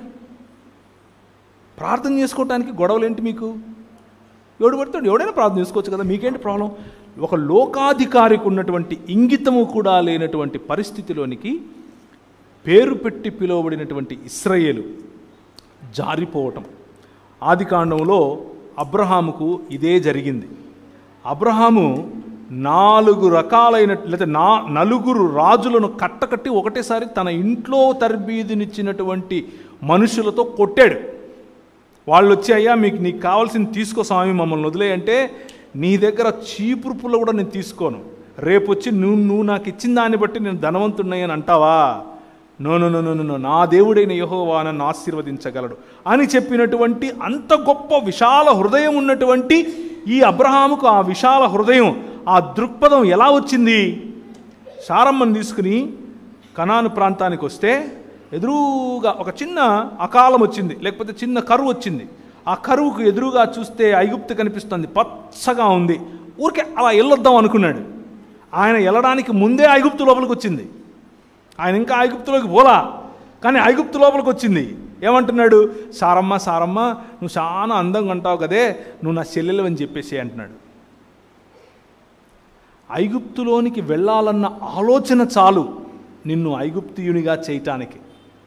ఈ లోక మర్యాదలోనికి వెళదామన్న ఆలోచన చాలు నిన్ను ఈ లోకస్తునిగా చేయటానికి. చివరికి ఆ దేశ రాజు ఎవరైతే చారమ్మని తీసుకుని వెళ్ళి పెళ్లి చేసుకోవాలనుకున్నాడో, ఏమయ్యా బుద్ధుందా నీకు? భార్యను పట్టుకొని చెల్లెలంటావేంటి? నేను చెప్పాల్సి వచ్చిందా నీకు? మీ దేవుడంట, ఆయన ఎవరో చాలా పెద్ద దేవుడు, రాత్రి కళ్ళలో కనిపెట్టి తిట్టాడయా, నన్ను చంపేస్తాడు ఆయన, నీకు ఆ మాత్రం బుద్ధి లేదా, అలా చేస్తావా అని చీవాట్లు పెట్టి డబ్బులు ఇచ్చి పంపించాడు. అలా వచ్చిందే హాగరమ్మ. అర్థమవుతుందా మీకు? ఐగుప్తులోనికి వెళ్ళాలన్న ఆలోచన చాలు నిన్ను ఐగుప్తీయునిగా చేస్తుంది. దట్ ఈజ్ ఎగ్జాక్ట్లీ కర్నూల్లో ఉన్నటువంటి ఆ సంఘానికి జరుగుతూ ఉంది. వారు వెళ్ళి ఫోన్ చేయించారు. ఎవరితో? ఈ రాష్ట్ర ముఖ్యమంత్రి గారి సతీమణి, ముఖ్యమంత్రి గారి తల్లిగారు, వాళ్ళు ఫోన్ చేసి చెప్తే వీళ్ళు ఇంకొక గ్రూప్ వారు నాకు ఫోన్ చేసి అడుగుతున్నారు, మాకేదో ఒక రకంగా అపాయింట్మెంట్ ఇప్పించండి, ఒకసారి మేము వెళ్తాం, మేము బస్సు వేసుకుని ఆడవాళ్ళందరం వెళ్ళి వాళ్ళ కాళ్ళు పట్టుకుంటాం. ఎవరి కాళ్ళు పట్టుకుంటారు? ఎవరి కాళ్ళు పట్టుకుంటారు? కొరింథీయులకు రాసిన పత్రికలో ప్రభు అంటున్నాడు, మీరు దేవదూతలకు తీర్పును తీర్చేవారని తెలీదా మీకు? ఈ లోకంలో ఈ లోక మర్యాద చొప్పున మీరు మీలో తీర్పులు తీర్చుకోవాల్సిన, ఒకరినొకరు క్షమించుకోవాల్సిన మీరు బయటికి వెళ్ళి రచ్చబెట్టి వాళ్ళ కాళ్ళు పట్టుకుంటారా అని అప్పుడే చెప్పాడు పౌలు. ఈ లోక మర్యాద. బైబిల్ చదువుతూనే ఉంటాం, తిరుగుతూనే ఉంటాం, ప్రార్థన చేస్తూనే ఉంటాం, పరలోకమందున్న మా తండ్రి నీ నామం పరిశుద్ధపరచబడునుగాక, నీ రాజ్యం వచ్చునుగాక, నేను చచ్చిపోనుగాక అనే టైప్లో బ్రతుకుతాం. ఆయన వచ్చేది లేదు. ఆయన వస్తే మనం అందరం సమానమైపోతున్నా. ఆయన రాజ్యం ఎలా వస్తుంది? మనం వెళ్ళి ఇంకొకరి కాళ్ళు పట్టుకుందాం. అందుకు వాక్యము మనకేం నేర్పిస్తుంది? ఈ లోక మర్యాద చొప్పున కాదు. రోమీయులకు రాసిన పత్రిక 12వ అధ్యాయము, ఈ లోక మర్యాదను అనుసరింపక ఉత్తమము, అనుకూలము, సంపూర్ణము అయ్యున్న దేవుని చిత్తము అనగా వాక్యము యొక్క సారాంశము, ఆయన రాజ్యము యొక్క పునాది దేవుని వాక్యము. దానిని పరీక్షించి తెలుసుకుంటే మీ మనస్సులు మారతాయి, దినదిన ప్రవర్తమానముగా నూతనమవుతూ రూపాంతరము చెందుతాయి. అంటే మనిషిగా రోజు రోజుకు మారతారు అని. ఈ వాక్యము మన నరనరాల్లో ఇంకాలి. ఈ వాక్యము మన బ్లడ్ సెల్స్లో ఇంకాలి. ఈ వాక్యము ఇంకటం అని అంటే మళ్ళీ పొరపాటున కేవలం వల్లవేయటం అనుకుండేరు. అంటే ఒక 10 కంటత వాక్యాలు, ఇంకొక 20 కంటత వాక్యాలు ఇక్కడ నిలబడి చెప్తే వాక్యం అర్థమైనట్లు కాదు. ఆ వాక్యము నిన్ను పొడిస్తే అది రావాలి, నిన్ను పొడిస్తే వాక్యం బయటికి రావాలి. ఇలాంటి క్లిష్టమైన పరిస్థితులు వచ్చినప్పుడు ఎవరి కాళ్ళలో పట్టుకోవాల్సిన అవసరం కాదు, వాక్యం ఏం చెప్తుందో అది చేయగలగాలి. నేను ఫోన్లో చెప్పాను, అన్న పోయి వాళ్ళ కాళ్ళు వీళ్ళ కాళ్ళు ఎందుకు పట్టుకుంటావు? నీ సొంతోళ్ళు నీతో ఎవరైతే విభేదిస్తున్నారో వాని కాళ్ళు పట్టుకో, మనం ఒకటవుతాం కదా. మనం కోర్టు ఎందుకు? మనకు డబ్బులు ఎందుకు? మనకు ఆయమ్మ ఈ అమ్మ ఎందుకు? ఓట్లేసేటోళ్ళు ఎందుకు? ఎన్నెందుకు? వాడిని పట్టుకో కాలు, వాడిని క్షమించు. అన్న నువ్వు ఏందన్నా, నువ్వు అదంతా నాతో ఏడవుతుందిలే అంటున్నాడు. అదంతా మేము ఏడ చేస్తాం? సొంత వాళ్ళను క్షమించలేనటువంటి హృదయ కాఠిన్యం, సొంత వాళ్ళతో ఐక్యపరచబడలేనటువంటి హృదయ కాఠిన్యం, విభజించుకొని పాలించుకోవాలి అనేటటువంటి ఈ లోక మర్యాద.